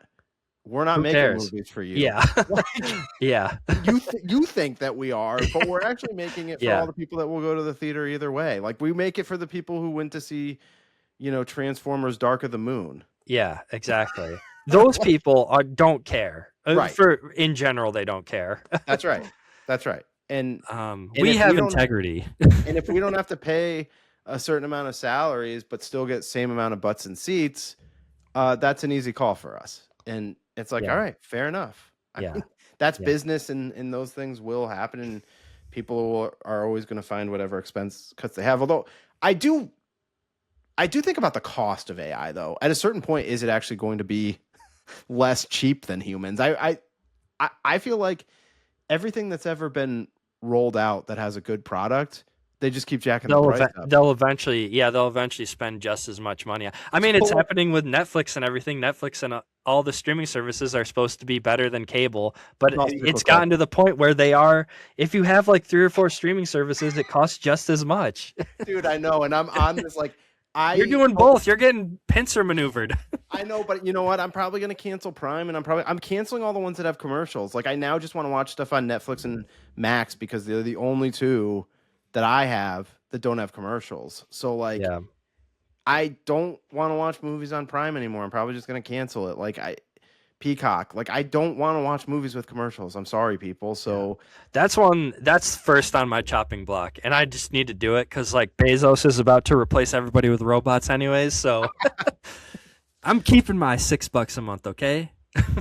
Yeah. I mean, I used to like just keeping Prime for like the free 2-day shipping or whatever. I don't even know what it is anymore, to be honest. But like the main thing though was actually having the streaming service. I don't think most people keep Prime for that, but that was I do too, because they have a pretty good selection of movies, but it really pissed me off too when they added commercials without I'm over it. I don't want to I'm not here for it. And I just told Lindsay the other day, I'm like, I haven't been I've kind of been off Netflix for a long time in terms of I just haven't thought I really haven't thought they've had the best options up on their service. Like but now the fact that I don't have to watch, I'll find a movie on there. Like I'll find it. Give me a Netflix movie or give me HBO Max, and that's it. Anything else has commercials, and I'm not watching it, and I'm just gonna cancel them. Yeah. Give your money to Criterion or something. Absolutely. Now we're talking. Well, that was like a major tangent, but Train Dreams was a cool, sad movie. Yeah, that was your number 8 and my number 7. So what is your number 7? My number 7 talked about a little bit already, but my number 7 was Begonia. Oh yeah. My new favorite Yorgos movie. I've only seen a couple of them, but I think it's the most approachable of his movies. That's probably fair. Although even at the end though. I feel like even where they go with it at the end, how weird it gets, is still kind of more fun and interesting. It's probably it's weird to say, but you're probably right that it's actually, even though the end is insane, yeah, it's probably less surreal than most of his movies. I mean, Poor Things is just a totally different fantasy world, basically. World, and The Lobster is a fucking world where if you don't have a mate, you get turned into an animal. So this is a little bit more grounded in reality, and the themes I think are a little more relatable too. Again, just more stuff about CEOs being bad and big corporations stinking. Well, that, and I do feel like it's heavy conspiracy theory stuff too. Heavy attacks on like the modern male incel that true, lives on yeah. Reddit thing. Like, I mean, like big time shots. I guess that's probably more of they're taking bigger shots at conspiracy theory culture and stuff like you're saying. Well, and I feel like, listen, the last thing I would ever do is make our show a political platform, and I don't even have, I'm more like, everybody get off Facebook. Like, that's like my political opinion. Like, go try to live a life and get off, the internet. Like, that's my political stance. But I'm going to say something that I think people will interpret as political, but it's more just like a delineation in time. The first Trump presidency, not the presidency, the first Trump election, everything changed in this country in a way that we've never reverted back to. Like, everyone went insane. Like, down is up is down. Yeah, and because I think it really introduced this concept that everybody was like, don't believe anything. Yeah. So like, it just like, even if like someone like completely sound was presenting an argument that was 100% based off of data, like someone would be like, well, yeah, but where did that data come from though? Okay, I don't know if I ever told you about this, but this happened to me a couple times. So I used to be like a local news cameraman. That's true, yeah. And there was a couple times when people came up to me like mad at me for like something that they saw on the news. Oh, good God. And they thought it was like not real or something. Yeah. Calling us like fake news and stuff. And I'm like, dude, I'm not Barbara Walters. I'm a camera guy at WETM in Elmira, New York. You should be, though. I will say you should have been on air talent. I don't make the decisions. I don't even want to be here today. You're Dante from Clerks. I'm not even supposed to be here today. I know, but like, that's the thing. And it's like, we've been living in this world now for so long where it's just like, I don't even know how you can have like rational conversation. If you really, I don't want to talk to people about this stuff, but like, if you really wanted to, I don't even know how you can have a rational conversation with anybody, because everybody's just like, yeah, but that's made up. Yeah. Like, you see the sky, it looks blue today, and they're like, no, dude, just green. Every human was born with some defect where they actually see the color a certain way, and it's like, yeah, and you're like, okay. So that's what I mean, I feel like Begonia is about that. I love what they do with it, though. It's like, it's hard to talk about without spoiling it, but like what they end up doing with it is so interesting, I think. Well, I'm going to spoil it a little bit without saying what the ending is, and I think it's okay. This has been out long enough. Yeah. Okay. Because I do love where they go with it. I wish it was shorter at the end. I wish they like. Oh, really? I thought it was pretty quick. No, I wish it was just the reveal and that's it. And that's it. That could have been a cool. Yeah, I could see that. I kind of wish it was that, but.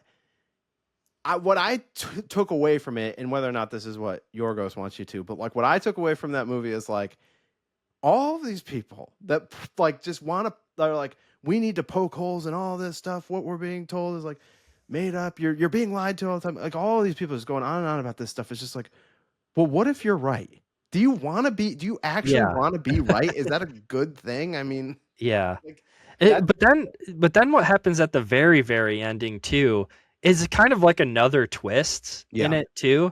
And it also just adds like another sort of like message to the movie, which is without spoiling it, it's kind of just like we're all like kind of pieces of shit. Yeah.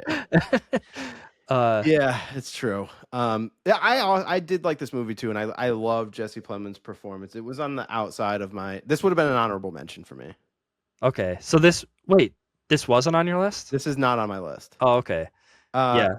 I think I said at the time, I'm feeling a little Yorgos Emma Stone burnout. They've been doing like a movie like every year together now. Yeah, I saw that on your Letterboxd when I logged it or whatever. That's the way I was feeling when I saw it in the theater. But I did think Jesse Plemons is really good in this, and I liked the movie. I just sort of there is like a Yorgos thing.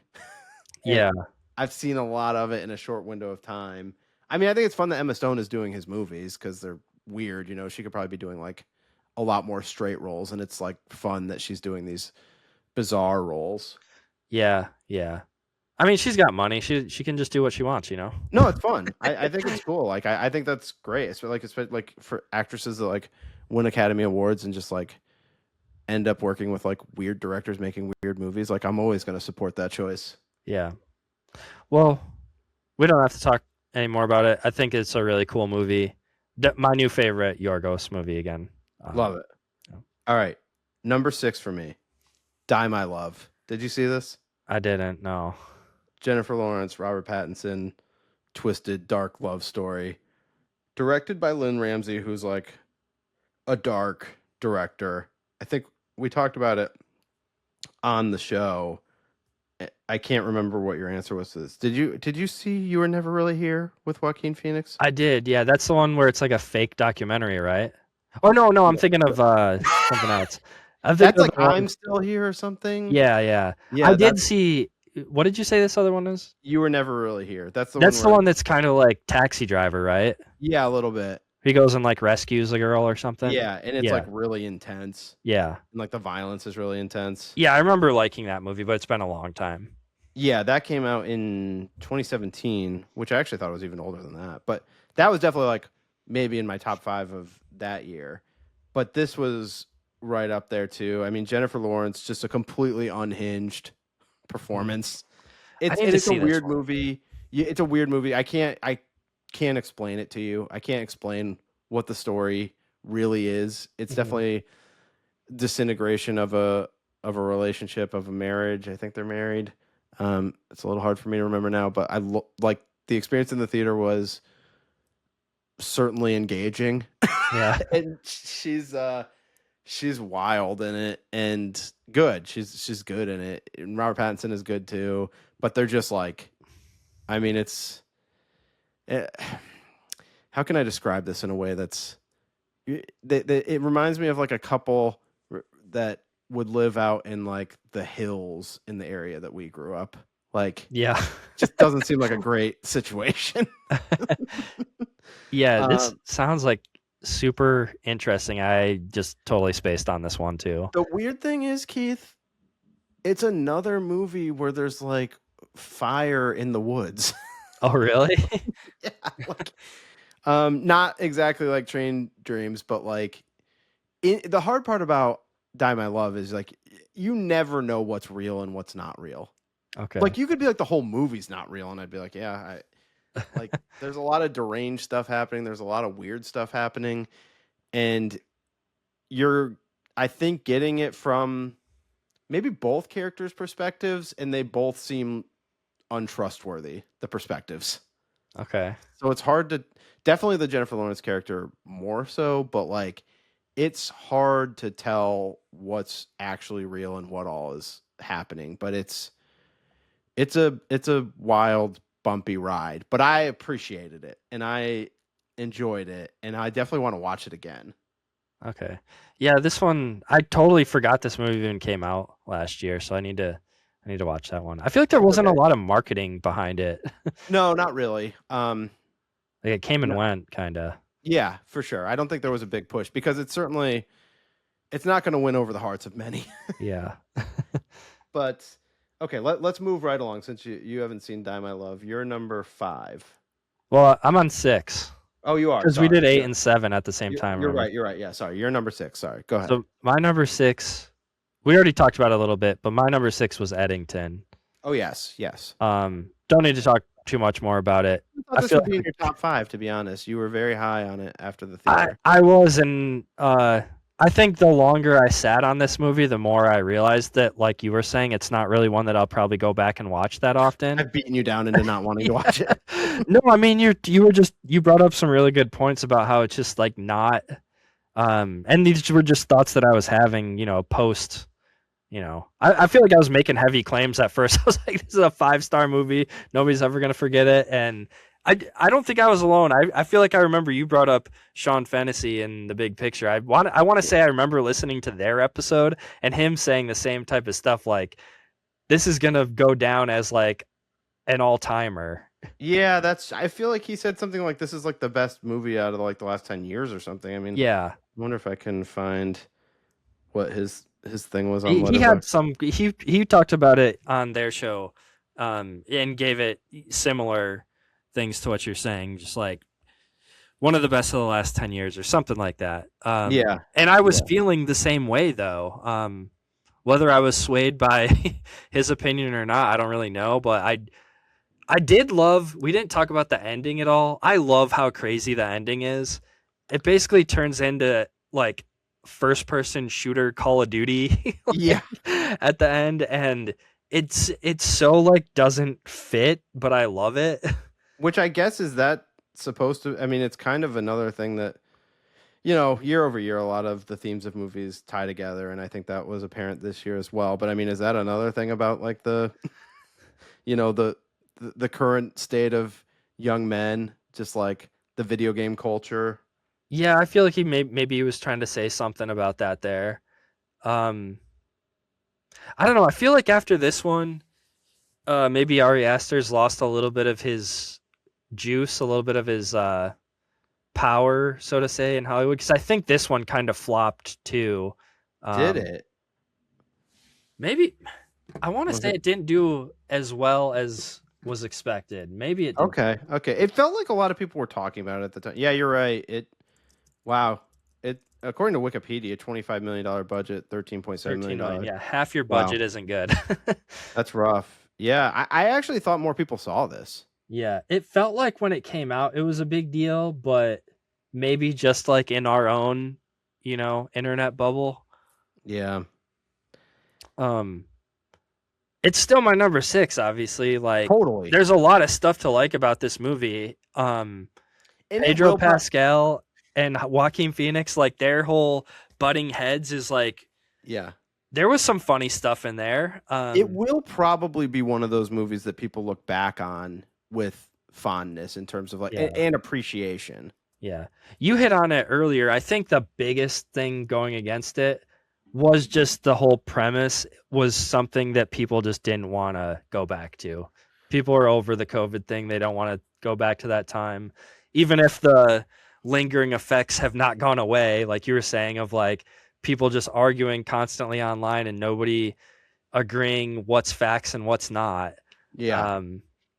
This tackles those subjects better than any other movie. Maybe. Totally. I don't know. I totally agree. And maybe has like the best real bombastic in your face depiction of all those things that you don't want to be reminded of. But yeah, I mean, look, that stuff is still, versions of this stuff is still going on all the time. So obviously like there's a lot of people that are like, that I guess they see this stuff and they don't see themselves in it.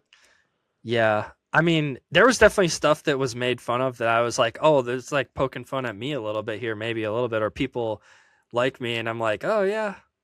I mean, but I feel like I can be a good sport about stuff like that, but not everybody can. That's was another thing. A lot of people were saying this movie was like too centrist for them, like doesn't really pick a side or something. I don't know if I totally agree with that, but yeah. And look, I certainly went through a change at some point where like I stopped taking myself so seriously and like am able to goof on myself. And I just feel like once you cross that threshold, it's a lot healthier way to like go through life. Yeah.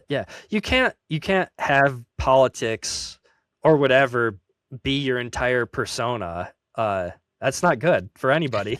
I just think it's a rough way to go about things, because if that is the case, you're always going to be mad. You're just going to be miserable because the fact that the other half of the world doesn't, or the other half of your country doesn't agree with the same things you agree with it's upsetting. And you're not going to be able to, I mean, there's probably rare cases where people like change and see things differently, but for the most part, their experience shaped their viewpoints, and you're not going to convince them otherwise. So yeah, you guys just learn to be okay with that. Yeah, I And mean, you'll be look, happier in obviously, the as long long as run. they're not doing anything like illegal or whatever. I mean, but it's just you're just not gonna win them over, and you're gonna make yourself miserable trying to, in my opinion. Yeah, agreed. I do think if you have kind of a dark sense of humor, there's some good bits in this. I agree. And there was definitely laughs in it, and that should be pointed out. Because I did not say that in mine. There's definitely laughs in Eddington. Yeah. Not to make it like one battle versus Eddington, but I feel like very similar in ways. Agree. Eddington just kind of the more cynical version. Yeah, and I mean, some people could probably say like Eddington is like the braver movie by like going to places that people don't want to go. Yeah. And I do give it credit for that. I just don't want to rewatch it. Yeah. No. Yeah, that's fine. We don't have to go any farther on Eddington. Okay. Well, number 5 for me, Keith. Mm-hmm. I think we just keep going. Let's power through. Okay. Number 5 for me is Sinners. Okay. It is in my top 5. There was a lot. I do think that there was a lot to like about it. I think I was probably. This movie got so much praise, and whenever that happens, there's always like, I think people like you and me are always going to have a little bit of a natural pushback of just like, when something is so beloved, it's like, yeah, you kind of look at it through that lens of like you're kind of like almost looking for something to be wrong with it. Yeah. Which is not fair, but we all do it. Like, in terms of entertainment, Sinners is right up there with my favorite movies of the year. It was definitely like an entertaining experience. It had something to say. I was totally engaged the whole time. I mean, it's probably even in terms of just pure cinema entertainment, like it's probably even in my top 3 for the year. Like I enjoyed watching it as much as just about anything, but I'm not quite on the same level where everyone was with the cinematography as we covered. I think it looks good. I think it looks strong, but there were at least 3 movies that I thought looked better. I did enjoy the Michael B. Jordan experience. He's good in it. One thing that was interesting to me that I didn't realize until the night of the Oscars when we were talking about it, Michael B. Jordan as a movie actor has mostly only had like Ryan Coogler leading man roles. I didn't realize that. well, I knew he did the Black Panther movies, right? Yeah. Did he do any of the Creed movies or something too? Yeah. He did? Okay. Yeah, so they first worked together in Fruitvale Station, which was just an indie movie, but it was really good. I haven't seen that. Have you? Yeah. I saw it around like the year it came out or whatever. Okay. It was kind of on Netflix in its early days. Let's see. I'm trying to pull up his filmography real quick. So I, of course, knew Michael B. Jordan from being on one of the, a rarity, Keith. He was on a show that I watched, The Wire. Yeah. He was very young in The Wire. Only in season 1, and the thing that I most remember him for is for a scene that he's not even in. It's his character being talked about, Wallace. That there's a scene in season 1 where D'Angelo Barksdale's in prison, and Stringer Bell and the lawyer Levy or whatever, they go to visit him, and they're trying to like make sure that he's going to keep his mouth shut in jail or whatever, and he's just flipping out because he was close with the Michael B. Jordan character Wallace, and he's like, "Where's Wallace? String? Huh? Where's the boy? Where's Wallace? String? Huh?" It's like, so intense and good. I love it. And I always associate that scene with Michael B. Jordan just because he's being talked about. He's not in it. But then, he grows up a bit and gets in, really fit. Like, it looks good. You're like, okay. Because he looks like a kid in The Wire. Yeah. And then I see him in Fruitvale Station. I'm like, all right, this is a sharp looking dude. But he's he like he does Fruitvale Station in 2013, and then he's in some other movies, but he played the Human Torch in one of the Fantastic Four movies that I think had to have been a complete bomb. Yeah, I don't think that movie did well. Well, actually, I take it back. It did make a profit, but it had a $120 million budget and supposedly made $168 million at the box office, according to Wikipedia. So I don't want to say it was a complete bomb, but I never saw it. I loved the Fantastic Four as a little kid, the cartoon, but it doesn't seem like they've ever really had a great time translating that to film. But then he does Creed, which was directed by Ryan Coogler, and Black Panther, which was directed by Ryan Coogler. So it's like he does have this great partnership with Ryan Coogler. Now, Creed 2 was not directed by Coogler, but he has this great partnership with Coogler. And it's really obviously worked out well for him, but it seems like not that many noteworthy roles outside of the Coogler partnership, which was a surprise to me. I didn't really think that until I looked through it. Now, interestingly enough, there's a Thomas Crown Affair remake being worked on with him in the lead, which is kind of fun. Oh, you know what I saw that I really liked him in that you probably didn't even watch was like some Tom Clancy movie. I can't remember the name of it, but it was basically Rainbow Six, the movie. It was just an action movie, but I thought he was really good in it, and it was like way better than my expectations. Oh, it's this Without Remorse. Yeah, and I thought they were supposed to do sequels to that, but Okay. I really liked that movie. Okay, all right. So there's some stuff. There's some non-Coogler stuff out there, but yeah, look, Sinners, I definitely think was one of the most fun theater movies of the year. It definitely deserves the accolades. It deserves all the support that it was getting. I put it in my top 5. But I'm still, I was still a one battle after another person over Sinners when it came down to the Best Picture run. But I would have been fine if it won. You know what I mean? I'm not I'm not that hardcore about who wins and loses. I have stuff that I root for, and if it wins, great, but don't really care that much. Yeah. No, I'm there with you. Yeah. If Sinners won, I would have been happy for them. I mean, I'm not going to spoil my list, but I'll just say there's some stuff pretty high up on my list that wasn't even nominated, but I didn't care, I'm not crying about it. All right. So we're in the top 5s, Keith. What is your number 5? All right. My number 5 also features a performance by a man playing more than one character. Oh. Mickey 17. I see. You know what? I saw this in the theater. I kind of thought this would be a movie that you liked. Yeah. Another one that I crammed in within the last week or two. One that came out early in the year, I think, and just kind of got forgotten about a little bit. But directed by Bong Joon-ho, I believe, right? Yeah. Who won Best Picture for Parasite in one of the better years. There was a long time when it was like nobody or me myself wasn't that interested in the Oscars, but that year, I think it was 2019. Yeah. When he won for Parasite, I was jazzed because there was a lot of stuff that year that I really liked. No, that was cool. I always associate it with beating Once Upon a Time in Hollywood. Yeah, I know you would have. That's one of my favorite movies probably of the last 15 years. So, yeah. I mean, I definitely love Once Upon a Time in Hollywood.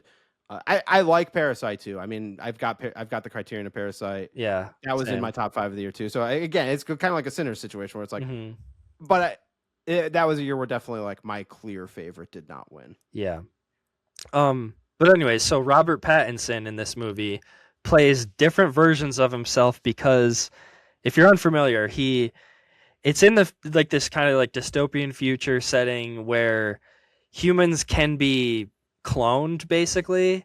Yeah. But it's kind of only under certain circumstances. He has to volunteer to be expendable, I think is what they call him. I can't remember. Yeah, something like that. But so he basically signs up because he's running from the mob or something basically. So he signs up to be an expendable, and then it's really fun in the beginning because they're running through all these different deaths that he's had. It's kind of like a Rick and Morty bit, or like Yeah.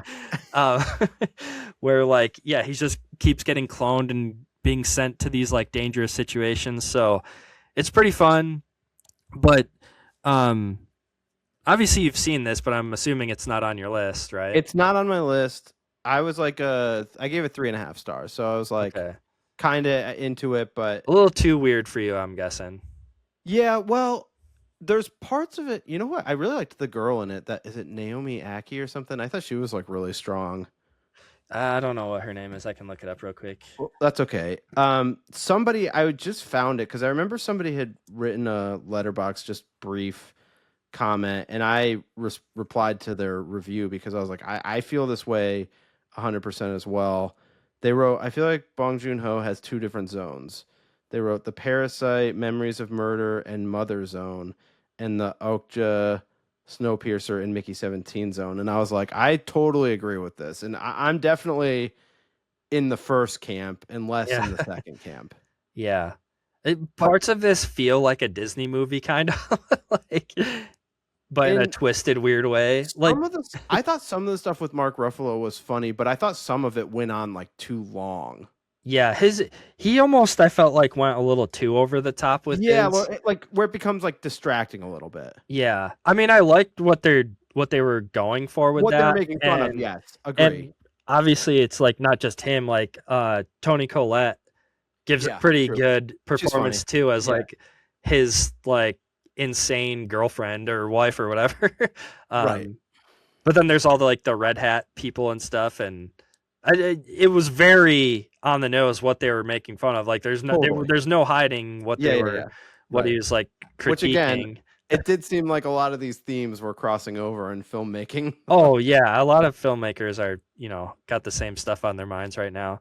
Yeah, but I think that is one of the fun things about movies and looking at movies over time. Yeah, when you notice a pattern or something. Like, and when you're in those moments, it might feel a little bit like sometimes you probably like roll your eyes at it a little bit because you're like, oh, this again or whatever. But then like on a broader scale, when you can look at years apart from it, like now when we go back to that time period of like Vanilla Sky and Garden State and everybody seems like they're on Xanax or whatever. Yeah. You kind of like go back to like, oh yeah, well also like, there was like a lot of like over prescribing of medications at the time. And like, it's just, it's funny how those things do like represent the culture over specific periods of time. And like, 15 years from now, we'll look back at 25 as a year where like, a lot of these same ideas were the same things that were like pissing people off and things that people were thinking about the future, and all of those things were happening. Yeah.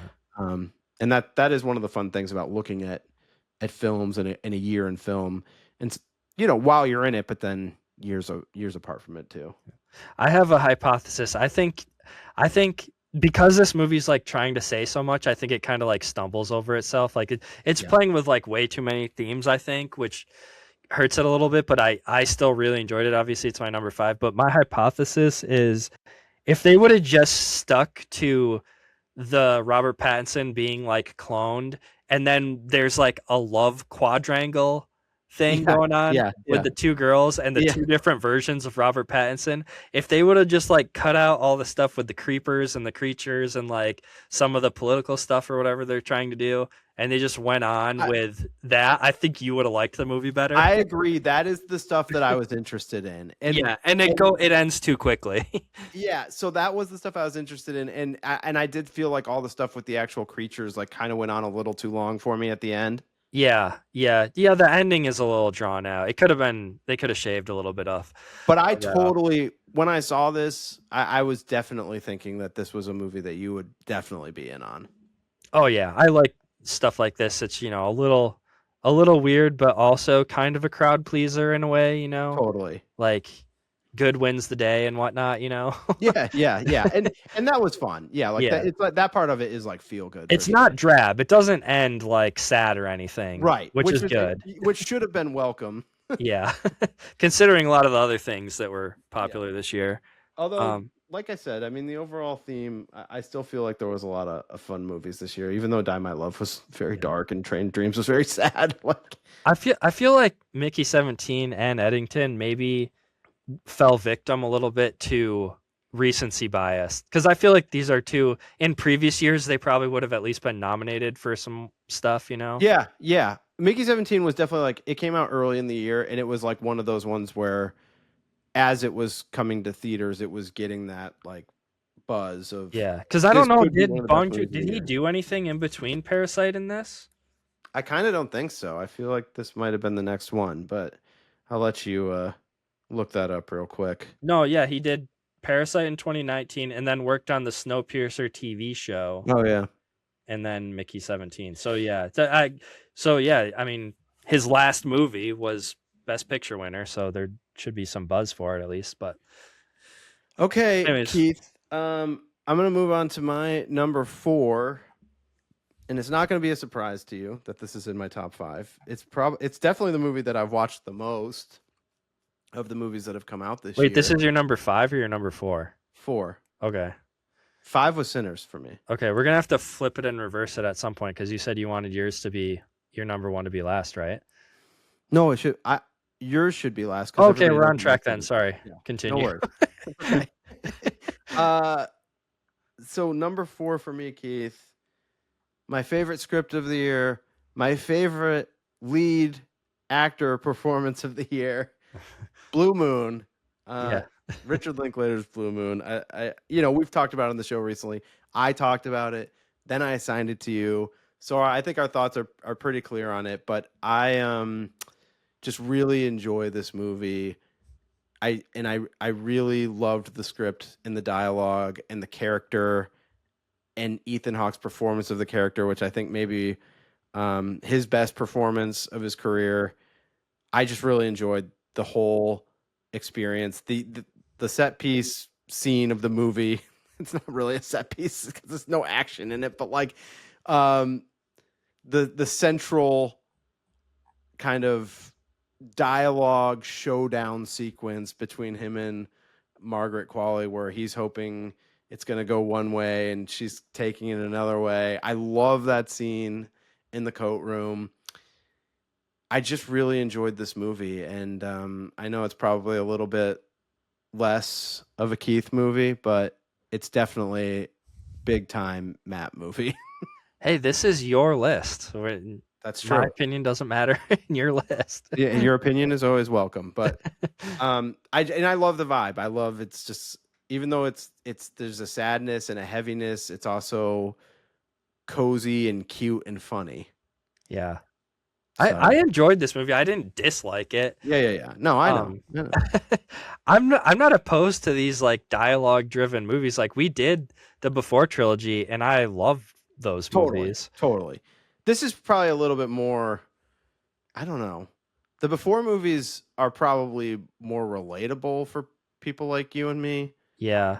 I think that might be where our taste diverges a little bit. Like you are definitely really into stuff about writers, I would say. That's true. That's fair. And I'm not anti movies about writers.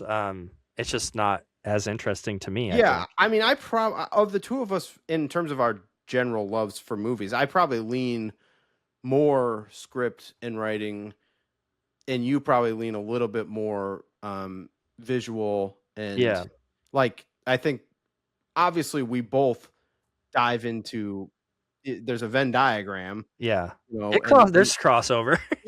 And we live together in that centerpiece, but like I definitely probably am a little bit more drawn to the writing element, and you're probably drawn a little bit more to the overall visual element. Mm-hmm. That's fair to say. Yeah. I don't like completely disregard writing though. Totally agree. Yeah. But I think that there's things that it's more like enjoying things that are in the margins. Like I think that there's things that I would never even look for from a visual element that you would. Yeah, that's fair to say. And I think there's probably things from a script standpoint that I would look for that would be less, not apparent to you, but you just wouldn't really be concerned with that. Yeah. No, that's fair. I'm not taking offense to what you're saying right now. You can continue. No, that's what I mean. That's it. Yeah. But the big centerpiece of the Venn diagram is where we live together in harmony, Keith. Exactly. Okay, so that was it. That was my number 4. Plenty of thoughts on Blue Moon and other recent episodes of the show, so we don't have to go much further on that. Your number 4, Keith. Okay. I think this one falls into our Venn diagrams together where we both enjoyed this movie, I think. Please. Probably on similar or equal levels. I'm talking about Josh Safdie's Marty Supreme. Yes, this is on my list. This is in my top 5 as well. Okay. Yeah. Assuming not your number 4 then, though. It's not. Wait, you just did 4, right? Yeah. I'm confusing myself. We need like a whiteboard Yeah. for you or something where we're like writing this. Yeah. Yeah, it's okay. This is your number 4, right? Yes. Marty Now Supreme you've is got my me number confused 4. too. You've got me thoroughly confused as well. It's coming up on my list. I will give the number. All right. We don't need to spoil where it is on your list. It's coming up. I just love the feeling of this movie, as anxiety inducing as it is. It very similar to Uncut Gems with a very unlikable protagonist. Yes, agree. But definitely still charming in a way. Like I wasn't like annoyed completely watching him at all times. I'm with you. You know? Same. And honestly, I felt that way about Adam Sandler's character in Uncut Gems too, even though he's even more hateable than this. Like they're hateable and annoying and just self-centered jerks, but they're like fun to be around, I guess. I don't know. And I think it's just their commitment to what they're doing. I mean, you can argue that the Adam Sandler one is more an addiction than it is like a commitment, but you love the confidence. His pursuits are a little more admirable, I would say, than just winning a bunch of money. In a way, it's like he's like totally different than Adam Sandler's character because he doesn't care about money. He cares more about the glory or the fame or the self fulfillment of becoming like the best. That's right. Being known as the best ping pong player. So that's in ways more admirable, but the way he goes about getting to that point or just the way he treats the people that he supposedly cares about or the people who care about him is not good. Right. And he does come off as unlikable, but you're never not rooting for him. Yeah, I would say I was never like, I want him to lose. Like even there's like a climactic, this isn't really a spoiler, I don't think, but there's like a climactic kind of match between him and somebody who he had previously played a match against. And I still wanted him to win. Yeah. Yeah. Well, it would be sort of tough to go through this whole journey. Yeah. But I feel like it could have ended with him losing and it still would have been a good movie. Yeah. Well, it's especially because we talked about it on the show before, but the end of the movie is, in my opinion, a reveal that the whole thing is about something that you didn't think it was about for most of the runtime. Well, like you said, it's introduced like very early. It should be apparent. Yeah, it wasn't to me. I wasn't getting it. But I don't think that's like, I feel like other people probably had the similar experience where it just kind of falls in the background and you forget about it. Yeah. I totally agree. So did you ever end up watching The Smashing Machine? I did, yeah. Oh, you did? That's an interesting point that I wanted to bring up too, because Josh and Benny this is where they split up and decided to make their own movies. I know, which now it seems like there's all sorts of stories that, whatever the bad stuff happened is also a reason why they split up. Yeah, you were telling me about that, and I hadn't even really heard about it, but it does sound kind of uncool what happened. I don't know. Yeah, I still don't know like everything that happened or whatever, but agree. So, and you and me probably aren't the two best people to speak on it. I can't think of it. I can't think of anyone less qualified actually than the two of us. I mean, like I said, the only thing I know of it is what you told me. Yeah. So the reason I asked is because I still haven't seen The Smashing Machine, but watching Marty Supreme makes me feel like Josh Safdie is like more of the directing presence of the two of them. But it's not really for me to say because I haven't watched The Smashing Machine. But I think I took that away because I still felt like everything that I thought was good about Uncut Gems I thought was still kind of, from a technique standpoint, was still being applied here. So that made me think that that was more of a Josh driven thing. Yeah, after seeing this, I think that's a valid conclusion to come to, is maybe Josh has the juice and Benny does not as much, but Benny has like a successful acting career. yeah. too. I will say this about the Smashing Machine. I don't think that the directing was the bad part about the Smashing Machine. It definitely had a different feeling than this movie. It's definitely more serious and kind of toned down. It's not as like fantastical. It's kind of just about this guy who also, I guess, really wants to be well known for UFC fighting or whatever. Yeah.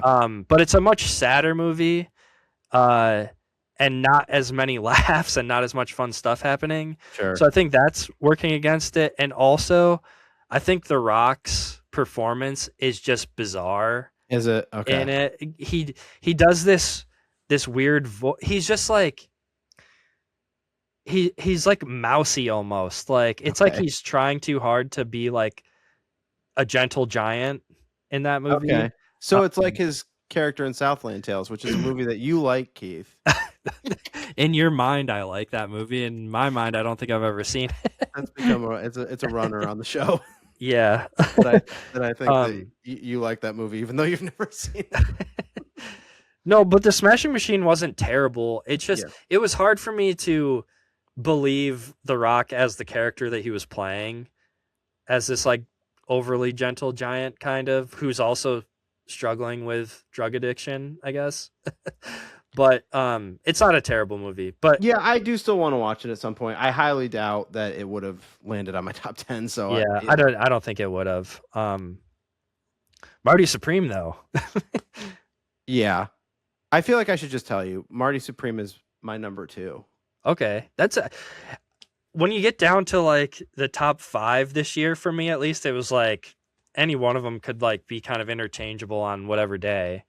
Yeah. I loved my theater experience with Marty Supreme. I was in it like the whole time.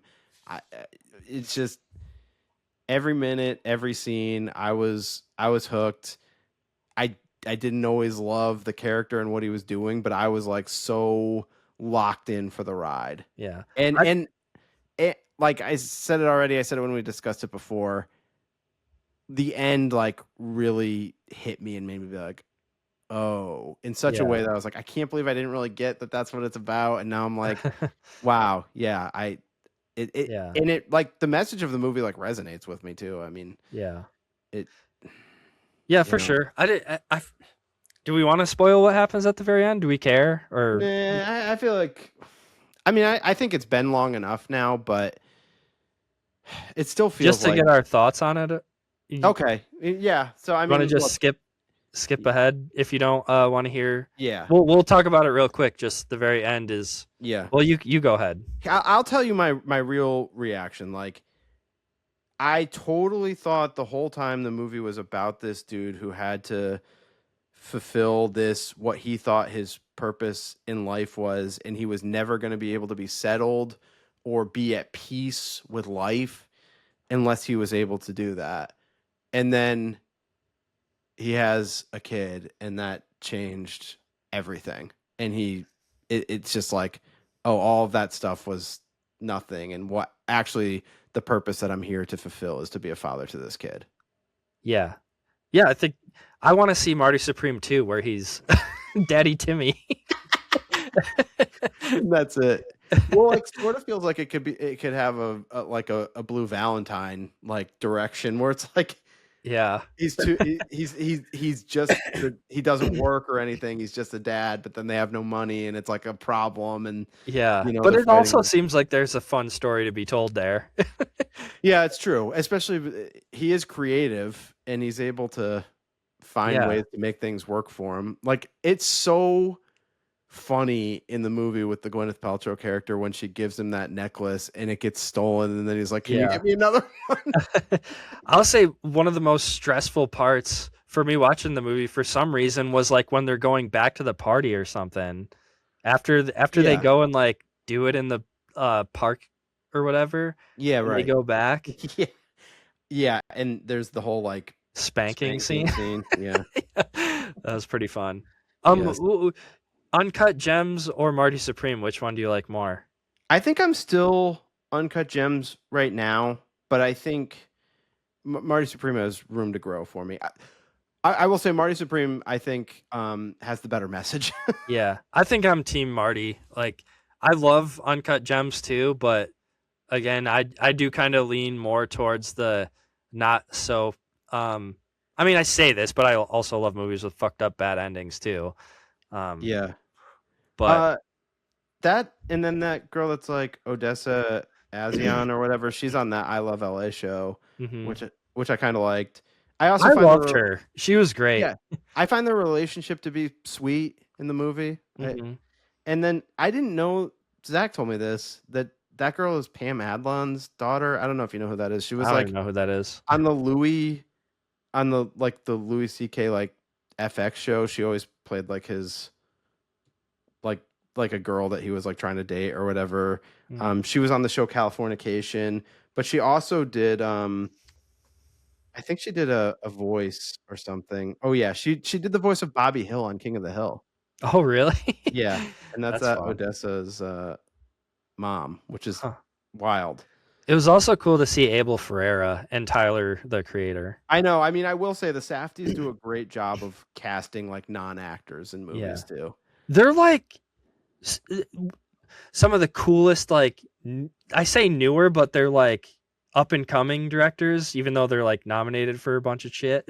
Yeah, well, and it's going to be interesting to see where they go from here now that they have like this kind of bad press associated with them, and maybe rightfully so. I mean, I don't know. I mean, outside of that drama, though, they're like some of the most interesting, cool, quote unquote, directors. You know?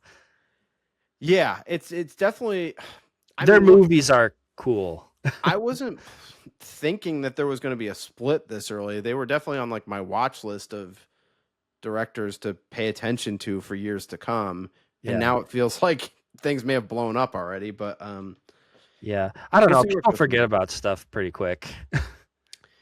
Yeah, it's hard to say. It's hard to say what will happen with this stuff and where it will go, but I'm interested to see what else happens. It's hard to think that Benny will get another shot quickly here, with the Smashing Machine not doing too well, but we'll see. So Marty Supreme, your number 4, my number 2. So I guess we should do my number 3. Yeah, go for it. My number 3, Keith, I have to imagine is in your top 5. And it's a movie that I know you were excited about. You told me about your theater experience. I did not see it in the theater, but I was stoked to see it on streaming. And of course, Keith, I'm talking about Zach Krieger's Weapons. Oh yeah. This is on my list. Yeah. Yeah. What can I say? I mean, so weird and unexpected, and just works. Like everything in it just works. It's creepy. The Amy Madigan, I'm so glad that she got to win an award for this, because you just wouldn't think that this movie would get an acting nomination. I know the Academy just notoriously ignores horror movies. Yeah, and she plays like a kind of like, her character is scary, but she's supernatural and almost cartoony. Yeah, I mean, she's a witch. Yeah, right. And insane Joker-ish makeup, like yes, an insane look. You just would not expect this. Wild outfits, super colorful, like very kind of vivid. You just would not expect this type of role to get recognized by the Academy, to your point. And it was awesome that she did. Like, and it takes so long for that character to show up in the movie. Yeah, and you're kind of like taken aback. You're sort of on your heels a bit, like, what is this? And just what she does, it's all a surprise. I mean, I was loving it, and I know you did as well. Yeah, I love the part where Josh Brolin is kind of like having a dream sequence or whatever, and it looks like he's talking to his missing son at first, and then it's like a jump cut or something to her face, and he just wakes up and he's like, "What the fuck?" Yeah, like, it's just hilarious. Like, the way he delivers that line is so good. Yeah, and there's a lot going on. Obviously, like the main jumping off point for the movie is this great trauma that the whole town is like basically dealing with. The people that were directly affected, of course, but then the people that were indirectly or just being around, it's like this heaviness that's all conveyed very well. You're Yeah. jumping around through different characters in town and getting their perspectives. I just love the way it's all put together. Yeah. It's very unique storytelling. Yeah, I think well, I guess we could probably save a few more thoughts for when we get to it on my list, or you want to just Yeah. do it all, put it all out No, there now? no, let's save it for when we do yours. Okay. Yeah, I have a few more thoughts. Okay. But we'll save it. Those were mine. Now, I don't think there's any surprises left on my list. So why don't I just fire off, because my number 2 is Marty Supreme, and I don't think we have to say anything else about that. And then my number 1 is One Battle After Another, which is not a shock to anyone. Yeah. This is my number 3 anyways, so. Okay. So like that's the rest of my list. So let's just go through yours and then we'll do comments. All right. So One Battle After Another, we basically did like a whole segment on this show already about Definitely. it. But I mean, it's worth talking about a little bit at least. It won Best Picture. It's awesome. Yeah. I mean, I'm happy for Paul Thomas Anderson to get the recognition, because I do think he is right up there. In my opinion, he's probably the number 1 filmmaker that's going right now in terms of overall, like all factors considered. Yeah. Like, writes good dialogue. The looks of his movies are as good as anything you can possibly imagine. A lot of complexity to the themes, a lot of complexity to the characters. It's everything that I could possibly want in his movies. And then they're always a little niche too. Like, so they're big, but they're niche. They're not like a lot of the times they're not really appealing to mainstream audiences. Yeah. His sense of humor is very niche, I think. But the people who are into it are very into it. And just his overall style too. Yeah, like I said, I mean, between The Master, Inherent Vice, and Phantom Thread, I mean, they're 3 of like the best looking things that I've ever seen. Yeah. Like, I just love the look of them. And I mean, and then it's like, oh, and also There Will Be Blood, which is like one of my favorite movies of all time too. So I'm happy for him to have the recognition, of course, but also just a great cast in this movie all around. So many people contributing to make it be the experience that it is. But Keith, if I say nothing else about One Battle After Another, it's this. Every time I get through it, which I've only watched it twice now, I saw it in the theater and I rewatched it before the Oscars, but like both times that I got through it, when Tom Petty's American Girl hits in the end, I just want to like drive around and blast that song. And I kind of feel like Tom Petty is like Wes Anderson, where it's like people are sort of split on him. He like people either think he's great or like kind of lame. Yeah. And the only reason I bring that up is because I sort of get it. I lean more towards Tom Petty is great than kind of lame, but I kind of get why people think he's kind of lame. But I think that everyone has to undeniably agree that American Girl is a fucking banger. Yeah. He has a few bangers. I feel like we listened to a lot of Tom Petty like my senior year of high school or something. Sure. It was definitely like we'd show up at like parties outside and like blast it on whoever's jawbone or whatever. Yeah. Yeah. So that part gets me going, and you know, I loved Paul Thomas Anderson at the Oscars referring to Chase Infinity as our American Girl. Yeah. Like I was here for all of it. So it was Bob your number Sensei, 3. two of my favorite characters this year for sure. Yeah, and those two interacting with each other was so fun in a short window of time in the movie. But also, we didn't talk about the Sean Penn performance. Just such a hateable villain. Yeah, so good as a hateable villain. I feel like that's like a hard thing to do, is like get recognition for playing a villain, because like people just, if you're really good at being a villain, people just will not like you because of that, kind of, you know. True. Like true. So it's kind of impressive that he did that. Any thoughts on him not showing up for the award? I don't really know what the deal is. I mean, Lindsay and Zach were explaining to me a little bit that just he's very like kind of a controversial figure in Hollywood, and Yeah. I think he's like kind of pissed a lot of people off. Now he has one. This is his third acting Oscar.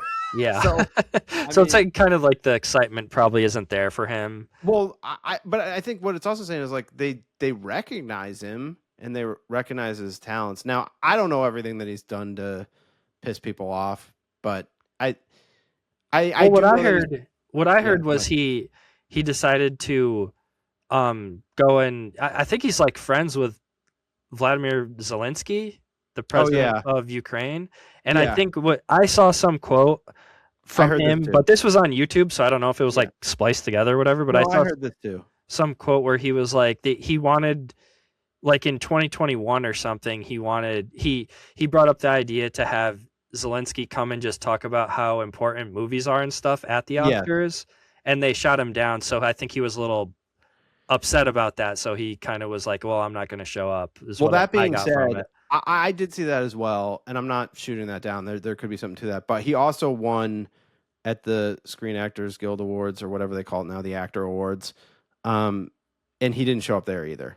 Okay. So There's a photo of him like smoking a cigarette at some award too, though, that I think is really funny. yeah, he just seems like a complicated figure. But and I mean, even was it Kieran Culkin that presented the award? He even kind of made a he was like comment about either he couldn't be here or he didn't want to. So yeah, the Academy accepts the award on his behalf or whatever. But it kind of seemed like there was a little bit of a dig in there. It felt like no, the way that he said that did feel a little bit like, well, this guy doesn't care. So yeah. Okay, well, we've probably beat one battle after another to death. So what's number 2 on your list? My number 2 was Cloud, the Kiyoshi Kurosawa movie that we just talked about. I just loved it. It's such a unique premise, and I know you probably haven't watched it yet, right? Have not, yeah.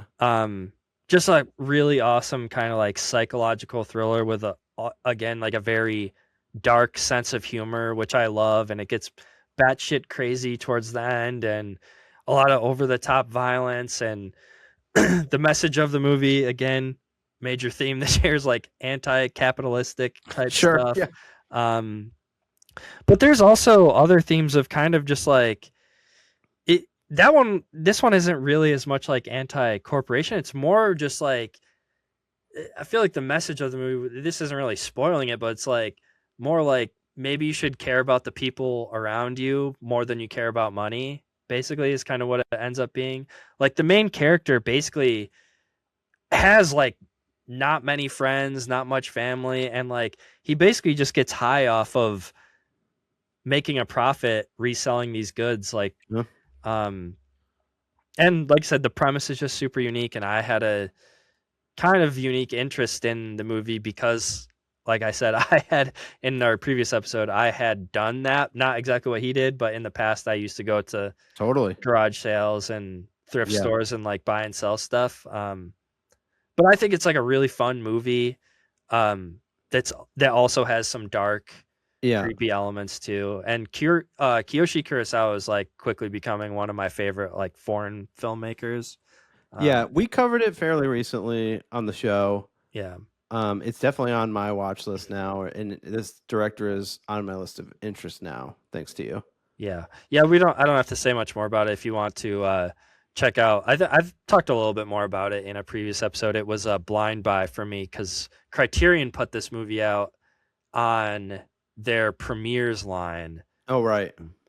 So okay, I'll link that. Cloud. So I think that by process of elimination, that makes your number 1. Like I said when we were talking about Sinners, like some of the movies ahead of that for me on my list feel like movies that were just made specifically for me, and Weapons is like that movie. Totally. I just love how crazy it gets at the end. You talked about the structure being so cool. I think Zach Kreger is just like an incredible director, actually, and like people aren't noticing that yet because of the genre he's working in. It's true. He's gone very weird, which is it's tough to get all. But this got more mainstream attention than you would have expected, in my opinion. Yeah, I am very excited to see his he's doing a Resident Evil movie next, I think. Oh, that is interesting. I'm like so excited for that. That's like IP that I always thought could be great, and they just haven't been able to make it great yet. There's so much potential, and I think with him directing, it'll be the best shot at there being a good version of that as a movie. Do think that there's something to those first two. The first one I really like. The second one's really goofy, but Yeah. the first one is a little more grounded because it all takes place pretty much in that underground laboratory. Right. Yeah, I don't think either of them are great, but I do kind of look back on them with a little bit of fondness from the era that they came out in. Yeah. Yeah, I mean it's like 90s, 2000s nostalgia kind of. I loved the Resident Evil, the original game. Like I think I talked about it before on the show, even where it was like used to like be up late in my basement playing it by myself, like scaring the shit out of myself. Like, and I loved it, and I just always wanted somebody to just make a direct adaptation of that first game. And I don't know if there's enough in it to make a good movie because it's like really those games are kind of like puzzle games.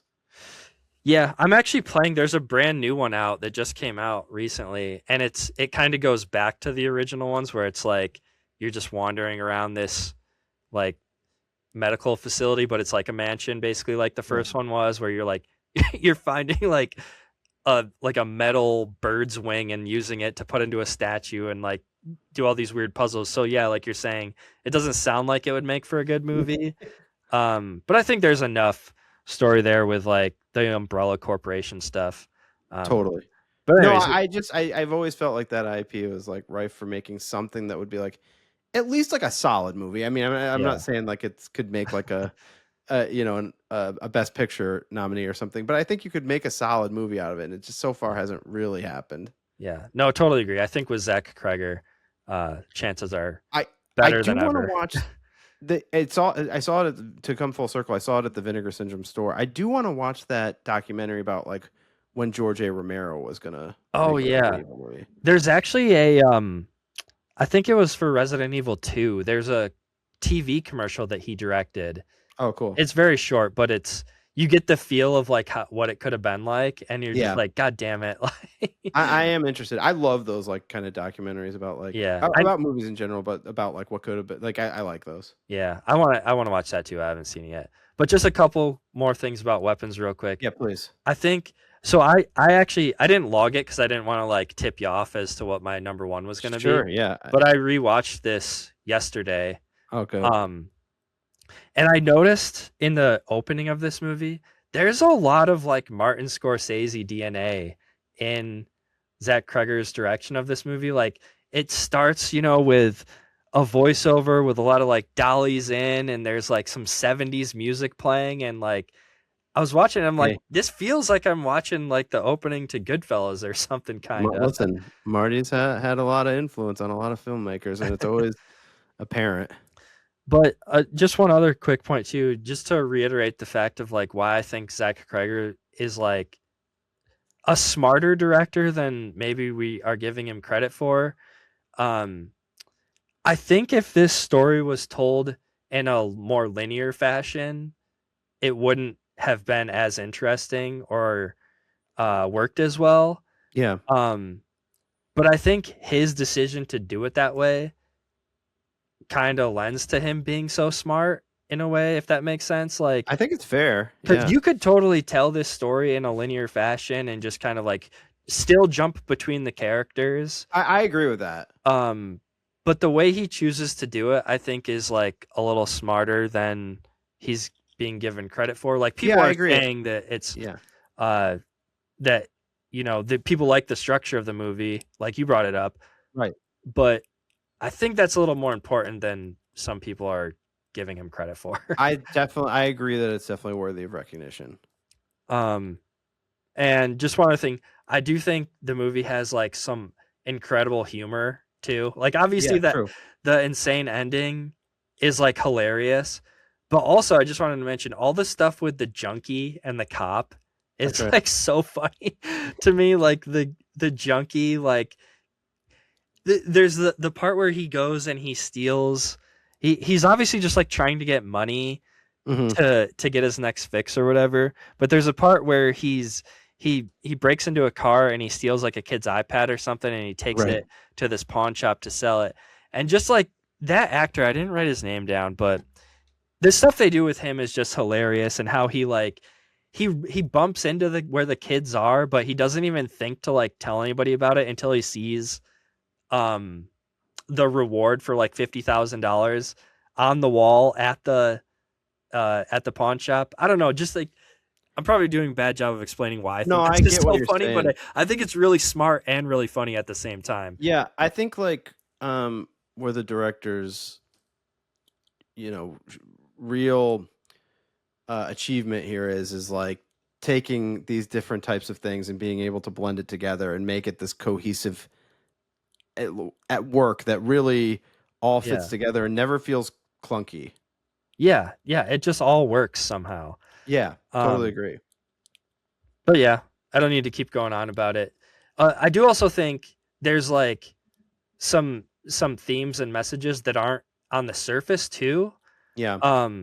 Like the name of the movie is Weapons. True. And if you look online, certain like people, especially right when it first came out, people had all these theories about what the movie is like actually about and what it's trying to say. Mm-hmm. My theory was I know we've kind of moved past this in society at this point, but there was a time, like probably around the time when this movie was being written, where we were talking a lot about banning books in schools and like what we want teachers to be able to like teach our kids, like as far as like sexual reproduction and like stuff like that. That was like a very hot button issue for a long time. My theory is like the whole weapons thing is just the way we kind of like politicians in particular have kind of used kids as ammunition to like push their like the things that they want. Definitely. And it goes like on multiple sides on different issues. Absolutely. Yeah, you're totally right. So I don't know. I haven't really seen anybody else talk about that specifically online, but I think just the fact that he was able to weave that in where in my interpretation, that's part of it, but it's like not beating you over the head with that. Totally I think agree. is like very smart too. But yeah. Yeah, man. It's a good take. And yeah, it's on my list to like spend more time with too, because I watched it like 1.5 times and I do want to watch it like more. Yeah. And spend some more time with it. For honorable mentions for me, I can't remember what else, but I did watch Hamnet. I do think the Jesse Buckley performance is really good and worthy of recognition. One thing that I didn't like, Max Richter, I think it was, did the score.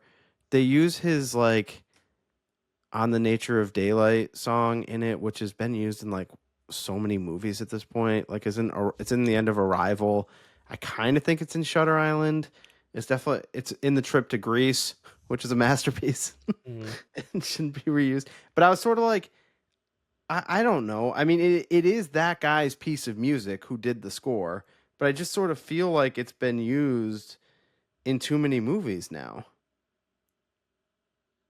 So that kind of turned me off. What are you looking up? I didn't write down my honorable mentions, so I just wanted to look at the movies that I saw that came out this year. The only one I had written down, actually, other than we talked about Bring Her Back, which I thought was really cool, but kind of got bumped off. I thought Superman was actually really good. I didn't see Superman, but I know people kind of liked it. Yeah, I know some people have. What's his name? I don't know. I can't think of his name right now. James Gunn fatigue too, where they're like, all his superhero movies are the same. Everything just feels like Guardians of the Galaxy. When that is like his style of humor and everything, but I thought it worked pretty good for Superman, and I'm like not a Superman fan, like yeah, I mean that's praise. I've always just thought Superman is like too overpowered, and it's like hard to make a villain that seems formidable for him. But I still thought that was cool. I know the character is just sort of lame. Yeah. I didn't see sentimental value, but I want to watch it. That Yeah, could be a contender. that one was on my list too that I still wanted to see. And If I Had Legs, I'd Kick You. I didn't see, Same. but sounded good. Yeah, I kind of feel like I'd be into that too. I heard Sorry Baby. Is that the name of it? Sorry Baby? You know what? We didn't finish that. We did start watching it, and it's not. I don't know. It was good, but it's sort of a tough watch just because of the content of it. Yeah. And I do think that probably is a good movie, and I need to finish it. Let's see what else. Warfare, I thought was a really cool. But not really cool. It was not fun, and I probably will never watch it again because it was like traumatizing. But it was probably like the most. I mean, I've never been to war, but it felt like the most accurate representation of war on film. Did you see Caught Stealing? No, I did not see Caught Stealing. I only gave it 3 stars, but the more I think about it, the more I kind of like it. It's the same as Scream 7. Yeah. It felt like Aronofsky trying to do a Guy Ritchie movie. Oh wait. What is this again? No, I did not see it. This is the one about an ex-baseball player who kind of gets roped into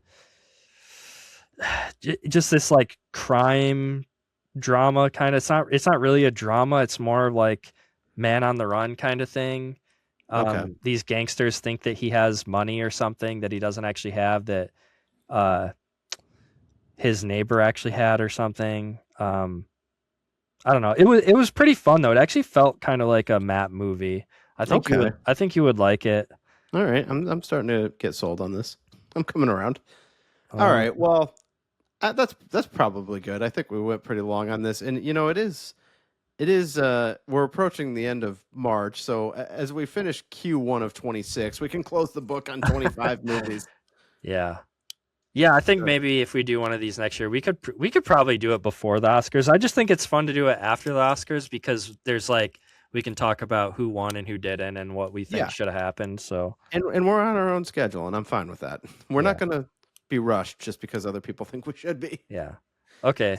All in all, though, I think 2025 was like a really good movie, a really good year for movies. I think so too, and I think we're in a good. I was like really kind of down on movies for a while there in terms of like how many good movies we were getting in a year. I don't know the exact delineation of where I think it started to be kind of rough and where it started to get good again. But I think we're, I don't know. The last few years, things are looking up. Yeah. Much agreed. All right, Keith. All right, let's get the hell out of here. Yeah, this is a long episode. Thanks everybody for watching and listening. You can find us on YouTube at High Volume Video and also on Instagram at High Volume Video. Ooh. And on Spotify and Apple, we're just Return to VideoTech. So that's all the stuff. Thanks, everybody. We'll see you in the next episode. Say what again? Say what again? I dare you. I double dare you, mother. I hate when people talk during the movie. Over the line! Back off, man. I'm a scientist. Wise man say forgiveness is divine, but never pay full price for late pizza. Return to VideoTech.